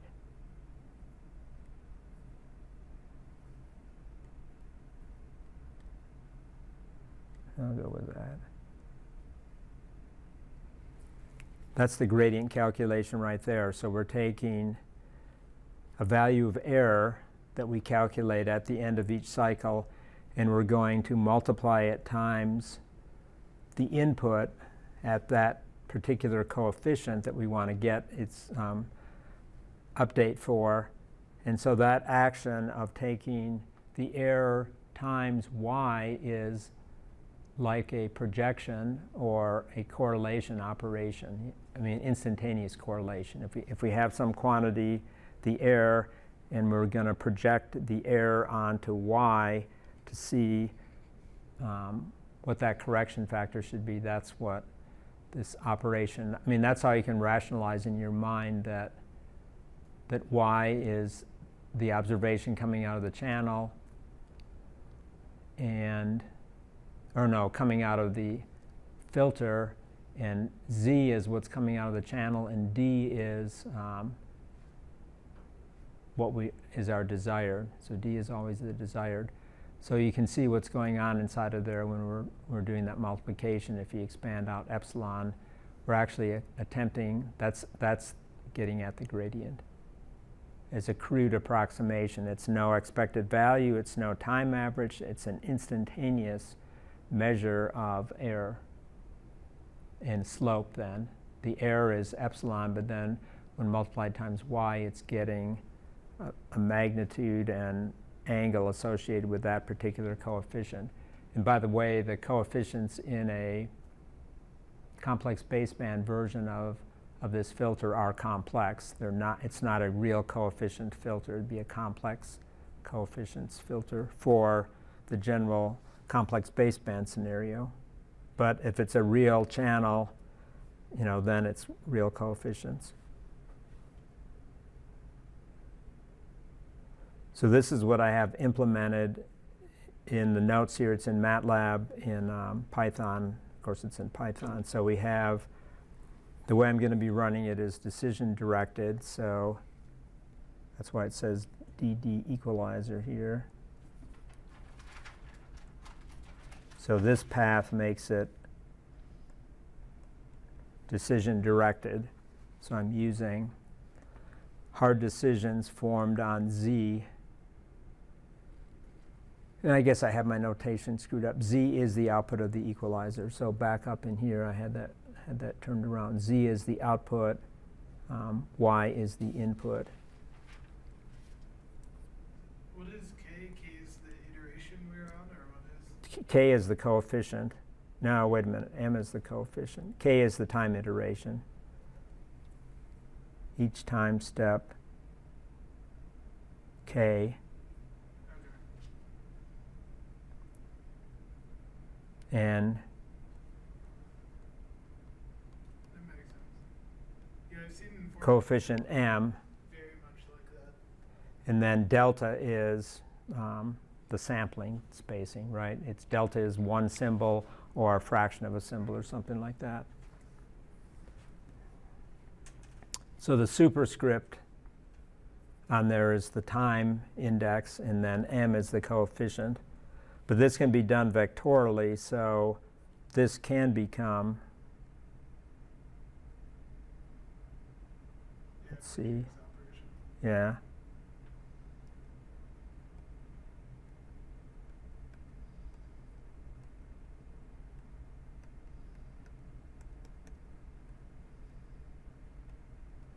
And I guess, yeah, I don't have the notation wrong. It's going to run from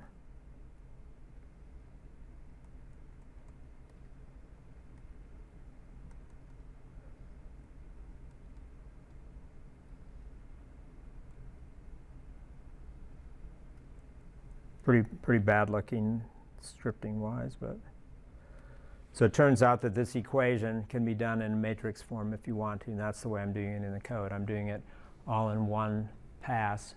But if you were writing this in C code or something, then you'd have to put it in a for loop to do this update equation. So there's what it looks like. Now we're going to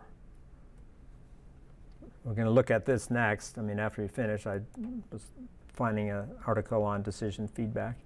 Is this the case where it's like you're quote continuously training it, or is Mhm. it more of a It's continuously. you kind of train it in the beginning and then turn it off maybe to save power or cycles or something? It's a good question. You can do that if you want to. I mean, you can say, you can have this framework in there and you can run it for a while and get equalized, and then you can sporadically update it if you don't think you need to save power. I know I've thought about that. So yeah, I have a PhD student working on an adaptive equalizer using Volterra series, which is for nonlinearities in the channel, like the traveling wave tube amplifier. But it's the same inner guts. It's decision directed. It could be DFE. And the thing is there, you have what are called kernels for the different orders of the nonlinearity. So you have a lot more complexity involved in updating. And it makes more sense there to not update everything, or maybe the 0th order kernel, which is what this would be, and then the 3rd order and the 5th order. The kernels that are odd order are the only ones that are really needed in an application, and those correspond to the nonlinearities where you have cubic and 5th order nonlinearities. Yeah, due to clipping in an amplifier or saturating in a high power amplifier. So those kernels have to be updated as well, but you could, there's lots of different options. I don't know where he's at with it. He's in Omaha and he's supposed to be doing his comprehensive in November, and I'm just waiting. The other student that's doing the hearing stuff, acoustic stuff, is supposed to be defending his dissertation. Okay, so here's some discussion about what I'm doing in the simulation. I'm keeping the 16 samples per bit that we had in the earlier PSK, and I'm still going to use the same idea of n samples either side of a central tap. So I've got this function, DD equalizer, as opposed to ZF equalizer. So I compiled it, and there's a little bit more to it. The channel is the same idea. I've got the Butterworth, and then I've got the distorting function from that Butterworth filter design, additive white Gaussian noise, and then I have a matched filter, and then I have a decision-directed LMS, which takes in sample values, and this will run continuously over the simulation, so it will adapt and so on. And then down here I have the ability to turn this on and off, so I guess I'll turn it off right now. It's not really that way. By turning it off, I'm not using it in the matched filter. But then in terms of the algorithm I decided to go with object-oriented coding in here. So I have a class called decision-directed inputs and another class called decision-directed outputs. And I haven't looked at this for a while. I'm not sure. I think I use the class just simply to hold fields that I would like to have in a data structure. So I just created a class just to have a whole container to put all the state variables that I want to have for the equalizer in one place. I don't know if that's the right way in Python, but that's what I used it for. I think so, because Python doesn't have structs. Exactly. Making it a dumb class like this is, I don't mean dumb as in like. I know what you mean. It has no methods. Yeah, I think making a dumb class like that is pretty typical. Okay. I do this a lot. Okay. Anyway, Okay. I started doing it when I wrote my code for my Scikit DSP-Com, when I was translating code that was either in C or something, and I needed a structure, and I had a formal training class in Python, but that one class I didn't absorb everything. I mean, I just had to fumble around still, and that's the same way that you go through, right? You take a course, you don't learn everything one time through, but you start learning more because you've learned something, right? You learn enough that now you can take and learn more on your own when you have to. So that's what these things are in here for the equalizer. And so here's the top level with the equalizer, and this is like what we did before. No errors, high signal to noise ratio. Got the same distortion that I saw before. And now I'm going to, I guess this is another case, 50, what did I do here? I probably need to turn the equalizer on, so I need to make sure I'm not. Yeah, plus I forgot walking through another function. So I'm going to turn the equalizer on, wherever that is, right here. Make sure I rebuild it.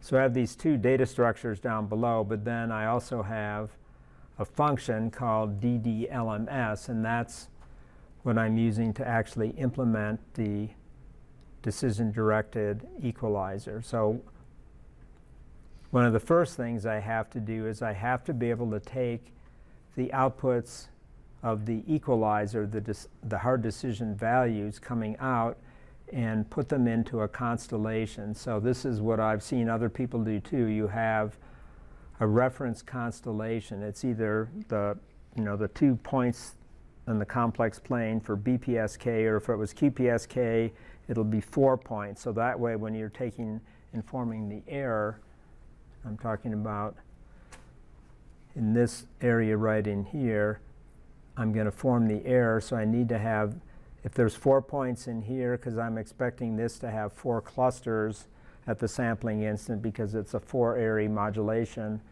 so I have to have a template to do that, and that way I can then get an error that I can use to drive the update equation. So that's the first thing I'm doing in here. This is the equalizer output. This is the output from the decision-making device, the decision device, and then here's the error. So in this code, I'm initializing things to hold all complex types. I think I've mentioned that in this class before, but I like to predefine arrays just like you would do in C or any, a compiled language like C++. So one thing I learned my lesson on really early, if I create an array of zeros as my initialized array and I'm wanting to put complex things into it, Python's very unhappy with that. I have to make sure I let it know that the D type or the data type I want it to hold is complex. So complex 128s are the standard double precision floating point values for an array, just like MATLAB would use by default. So complex 128 would be 64-bit float real, 64-bit float imaginary. Are you good with that? Just do it. I mean, you can be more efficient if you wanted to. What I'm doing in my job at Augustus is I will not use this. Let's see if I can do that.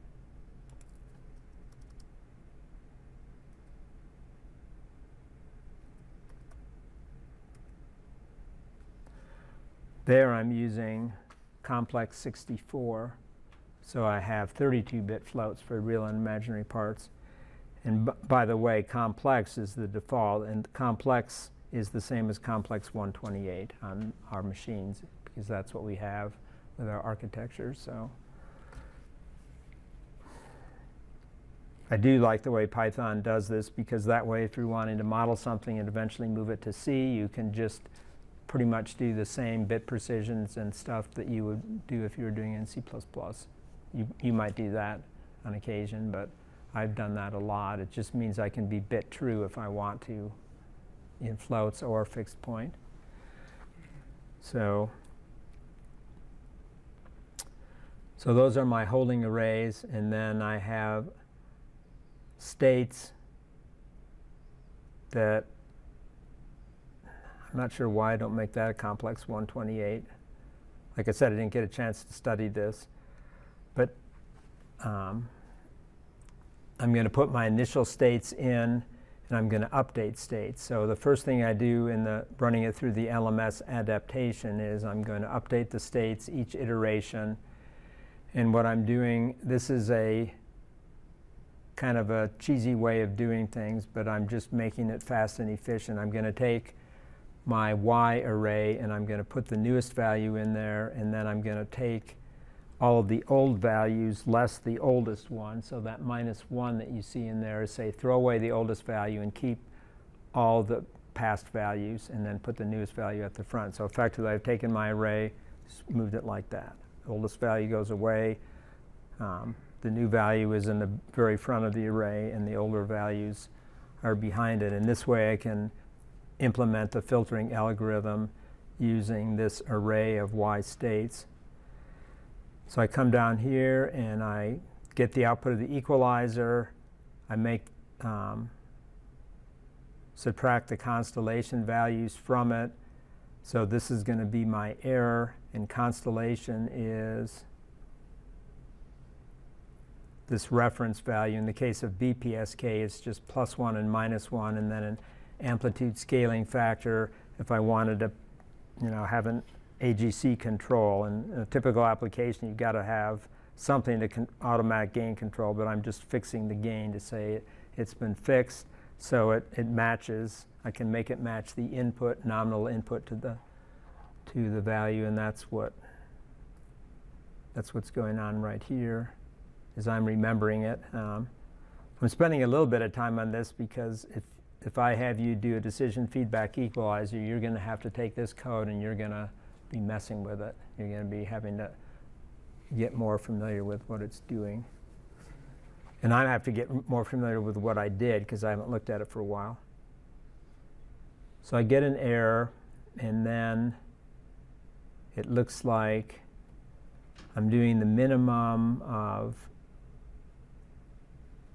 I'm going to have to remember what I was doing here. I'm doing two things together, though. I'm getting the minimum error, and I'm getting the index of the minimum error. And that's my estimate from the constellation and that particular index. So I think what I was doing here is I'm figuring out, when the sample values come in, which constellation point that is, and then I can encode that with the particular index of the constellation, and then I can get the proper error. Like if the signal value was a +1, then I quantize it to be exactly at that +1, and then I can form the difference between those two values. Or if it was supposed to be at a -1, do the same thing, but I could extend it to being a 4-array scheme or M-array. I mean, it could extend, and that was the idea when I wrote it this way. So then I have the error as the equalizer output minus d hat, which is formulated through this constellation map.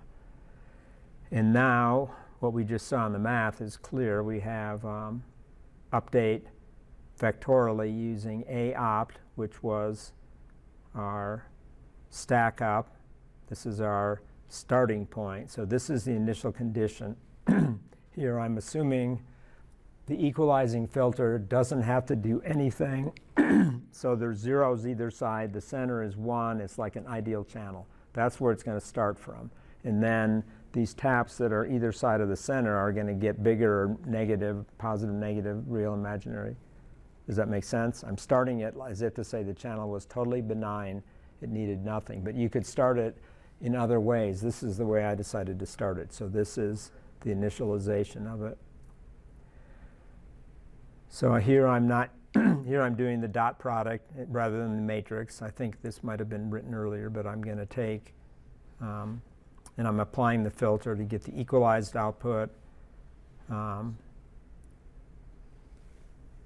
see, I lost track of where I was at. I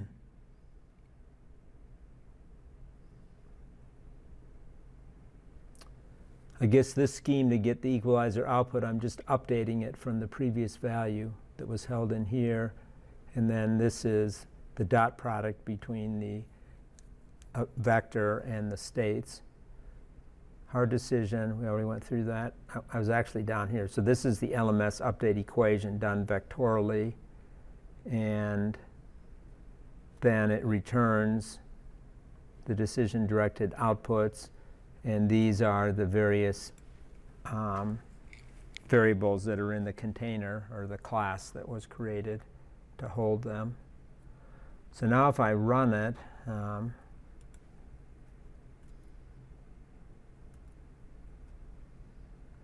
that's still the unequalized output, so I think I have to go down here and run something else to get the equalized output. This has different interfaces on it. Sim, I'm plotting the iPlot of Z. Okay, I think DDO is the decision-directed output. I don't know, I'm going to have to look at what I did here. Somewhere in here I should be able to get the fixed value. This will be the three things that we saw before, though. This is the decision-directed equalizer and minimum mean squared error. So these are the same pictures we saw before for the zero forcing, the same channel model. But this is at 50 dB signal to noise ratio. So now what I could do is I could drop the signal to noise ratio down, and this should change because the minimum mean squared error is going to say, well, I don't want so much noise enhancement like you see here. I'm willing to give some of that, getting that middle plot there to look so nice up because I'm at lower signal to noise ratio. But let's just look at the equalizer output. So this looks about like the zero forcing. It looks nice and tight. And I'm plotting Z. Now I don't know how this Z is different than the other one. What I want to do though is I want to go in here and change this. So change this down to 10 dB. You're saying if you lower the SNR, the zero forcing will still create the same filter regardless? Yeah, right, because we trained it and we gave it the perfect channel values. We didn't incorporate the noise, but now. Whereas the MSE, you should make a different filter depending on your SNR. Right, so let's look at that. Here it is. I don't know if this makes any sense to you, but the top one is the same. That's the channel distortion. The second one is supposed to be perfectly equalized, but you can see it's not. Because now I've lowered the signal to noise ratio, so it's saying, okay, I'm not going to work so hard because I don't want to enhance the noise. And now you look at what the frequency response of the equalizer is, and you see it was peaked at about 4 dB, but now it's much less peaking because it's not going to enhance the noise as much. Now if I look at the iPlot, it's going to have the noise in there, so you really can't quite see the same thing. Well, can we compare it to the zero order with 20 dB Yeah, we can go back up there. and see if it's better? Yeah, we can do that. So I can go all the way up here and I can change this to 20.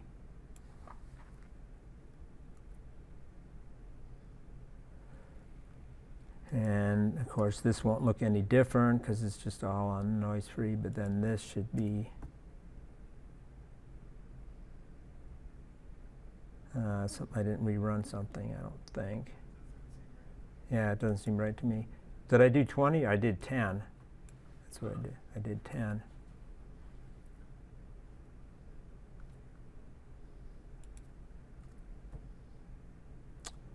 Okay, so the question would be, how does that compare to, They're so far away. pardon me? I was just saying they're very far away in the document. Yeah, I'd have to do some rearranging in here. But I think, oh, there it is.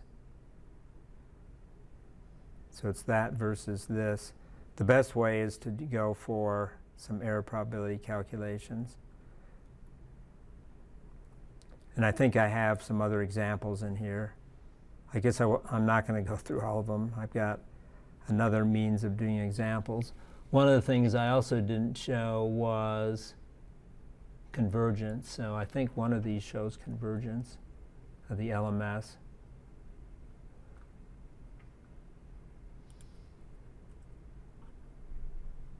If I can get the right, yeah, okay. That's the convergence. That's the mean squared error, instantaneous mean squared error. And if I run at a higher cylinder noise ratio, which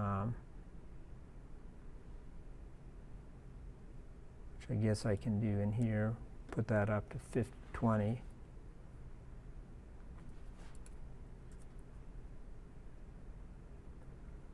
Then I'll go look at this. Okay. Yeah, it's converging. It's starting there. It was not nearly what it needed to be, so the error is fairly large, and then it converges. This is LMS iteration, so this is per symbol. I'm updating the algorithm every symbol, so it trains pretty rapidly. But when there's a lot of noise present, the stochastic gradient is very noisy, so that's why you're seeing at lower SNR, this is not looking very nice like that. It starts off, though, and it trains quickly, but it's not going to look so clean anymore. So if I plot this again,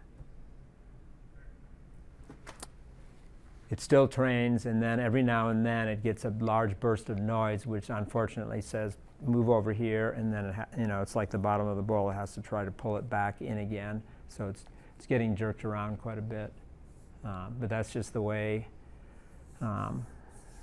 LMS works. Okay, I feel like this is somewhat disjointed, but I'm going to move on just because of time and where we're at. It's interesting, though, right? So let's take a quick look at what decision feedback adds. So this is an article I found during break because I hadn't found one that had a nice picture in it. This is written by Teledyne LaCroix, which is a competition to Keysight, right? Yeah. But I can still learn from them. yeah. So debugging high-speed serial links. This is kind of one of your interest areas. So you're saying feed-forward equalization, which is what we've been talking about. We have an FIR filter. It's all feed-forwards, right? It's taking input values and summing them up to form an output, whereas recursive takes something that's fed back in again. So he says in here, we could get improved performance. So DFE can deliver, this is what he's saying, can deliver much better noise performance in that it doesn't amplify the noise level at the receiver. I'm not sure if this statement is absolutely true, but this is from a vendor's point of view. What I'm interested in, though, is what is the block diagram, and that's what I attempted to give you from the book, the block diagram and then the math. So what we have is the feed-forward filter sitting over here, and then our quantizer and decision is the decision-directed part. And then what we've been doing is we've been taking these quantized values and compared them to the input. That's what the map was doing in the MSE. And then we calculate the error, and then that error is coming back over to drive the tap weights. That's what we were just doing. But now if we add in the decision feedback equalizer, we're putting another set of taps out over here, the DFE part, and that's coming off here and going through that. And then that filtered version is now going to produce, because it's running off the error again, it's going to produce something that's going to push in at the output of the feed-forward filter to kind of try to do some more correcting on it using the feedback path. And it has to, again, use an algorithm to adjust its tap weights using a gradient descent as well. Does that look, would you like to try that out? I haven't done this since I worked for the company. I haven't done it in Python before. I'd like to try that. I think it'd be cool. I'll try to set it up with NRZ, and then NRZ data, just like we're doing here, and just see what happens with it. So it's kind of a control theory feedback thing. Yeah, it is, for sure. You have to be daring, and I'm too daring. I spend too much time doing things. But, okay, so that's that. So if you want to read some more play-by-play of what I was doing, I've got better pictures in here because I spent more time to study things. So those comparisons are in here, though.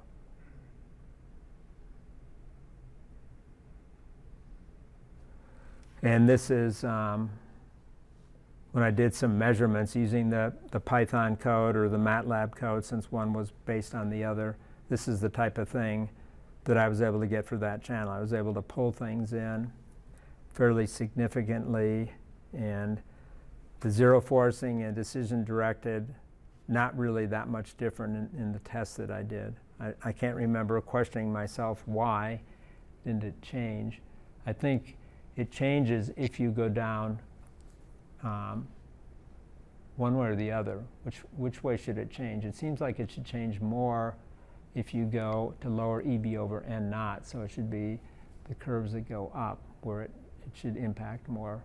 But I don't remember why that is. I mean, I think I did that, and blue is decision directed. I don't know. I might have, in my simulation setup, I may have been in a quandary.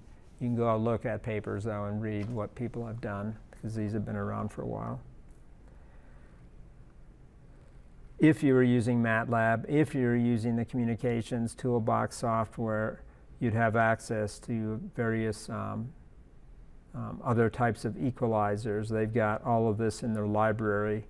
They have the minimum or maximum likelihood sequence estimation available, and they certainly have, linear, fractional, linear, and then fractional DFE, and so on. Is there an issue in a real-time system of the latency of updating your taps, for example? I don't think so. I mean, because it doesn't. I mean, you can handle a really fast changing channel with this. You can only do things that are moderately fast, is my understanding. Yes, I'm thinking about pipelining this algorithm. Like, if it takes you some amount of symbols to update your taps, I wonder if that could cause problems. Maybe not. Well, latency in a feedback loop always can cause problem. You're thinking of transport delay, right, in a feedback control system. So yeah, definitely it means that mu, your parameter that controls the step size, has to be made smaller to make sure you can deal. That's like your bandwidth, so you can control the bandwidth of the system. And a smaller step size is like a narrower bandwidth, which means if you do have the potentiality for going unstable because of latency or transport delay, you just say, I'm going to slow down the speed of response so that it can not go unstable. And that's the very nature of an LMS algorithm. If I was to go back to that and make mu too big, you would see it converge, but then you would all of a sudden see that curve running along where it's come down from here, and then the mean squared error is like this, and then it might all of a sudden just lose itself and just totally go spastic. I mean, launch itself into outer space, like, oops, I just lost it, I'm gone, and it'll never come back again. And that means you've got your step size too big and it's conditionally stable. Some noise or something made it just go away, which is not good. So I think what you're saying is you have the right idea, I think, that pipelining, reducing latency, because I did a study of tracking loops, not LMS algorithms, but of phase lock loops when I was at RT Logic working after my sabbatical, and there was a transport delay issue that had to do with the real-time Linux that they were using in a control loop, and In other words, they had put some control functions outside of their FPGA and into their embedded Linux that they were running, and I was looking at the jitter associated with real-time Linux, and I was reading just some documents on what are some of the delays you can get, and it was causing instabilities. And they basically said, why is this happening? And they let me study it for a while, and then I said, you don't want to do it that way. You want to put all this stuff, local control, right there. You don't want to put it in this GUI to give the user more flexibility by running it into the host code that runs in embedded Linux. They should have had it, close to where the action is, because the latency or the transport delay wiped it out. Right closer to metal or even on an FPGA. Yeah, exactly. It was an interesting study, though, and I wrote a paper and presented it at a conference. I don't think I really did anything that amazing. It was just like they should have never done that in the first place. It was somebody doing something because they thought it would be good for the customer, and they could implement it at a higher level in the code, but it was not a safe thing to do. It just led to issues. But that has never happened before, right? I'm saying that facetiously. I think that probably happens a lot. People at a higher level will say, I'll just put the knobs in here and then feedback, but that's... So it seems like also they could have mitigated their problem by making you smaller? Well, this was a phase lock loop, so they could have made the tracking loop bandwidth smaller, or the damping factor in the control loop could have been larger. The damping, and that's what I discovered in my paper, that if you had a certain amount of latency, you would just design the filter to have a larger damping factor, because the latency effectively reduced the damping factor, which meant that the overshoot was greater and it was closer to being unstable. So that poster is still hanging up in my office, by the way. It's one that I should rip down and throw away, but it all made sense to me. It was handled by something trivial for a control systems person like Dr. Plett or Dr. Trimboli. They would probably say yes, and I just used instinctive things.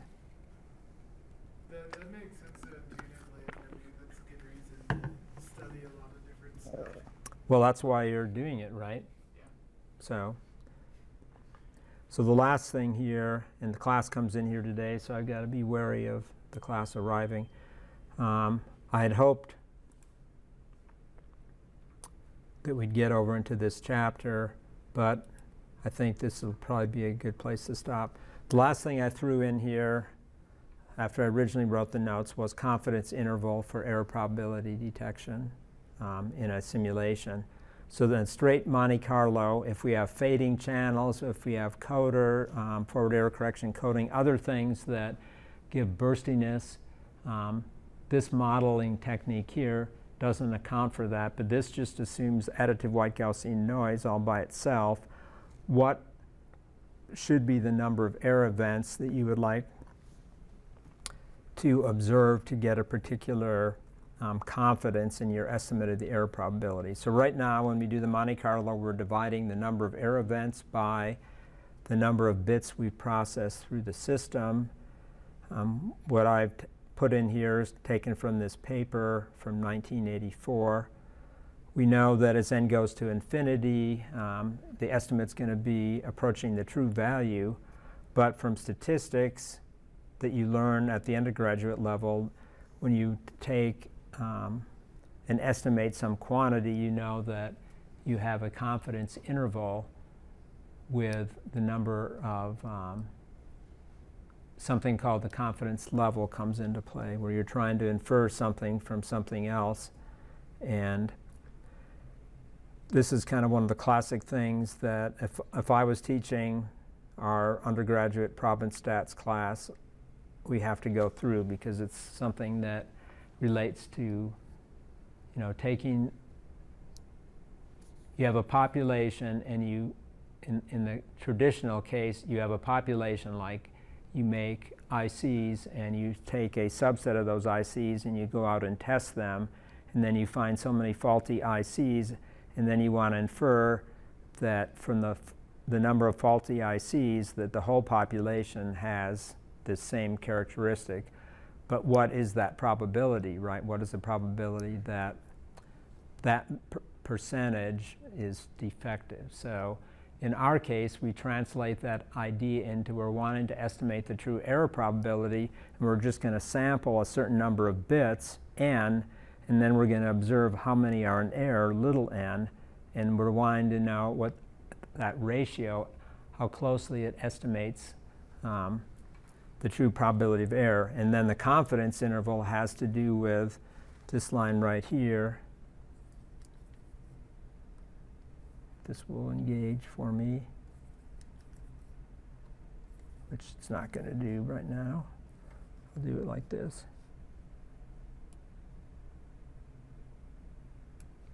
So the probability of error is within some band of the value that we measure, and that band is going to be lower. The lower edge is P2, the upper edge is P1, and in statistics it's called the confidence level, which is 1 minus that probability is the level. It's the probability of lying outside that interval is alpha, and 1 minus the alpha is lying inside the interval.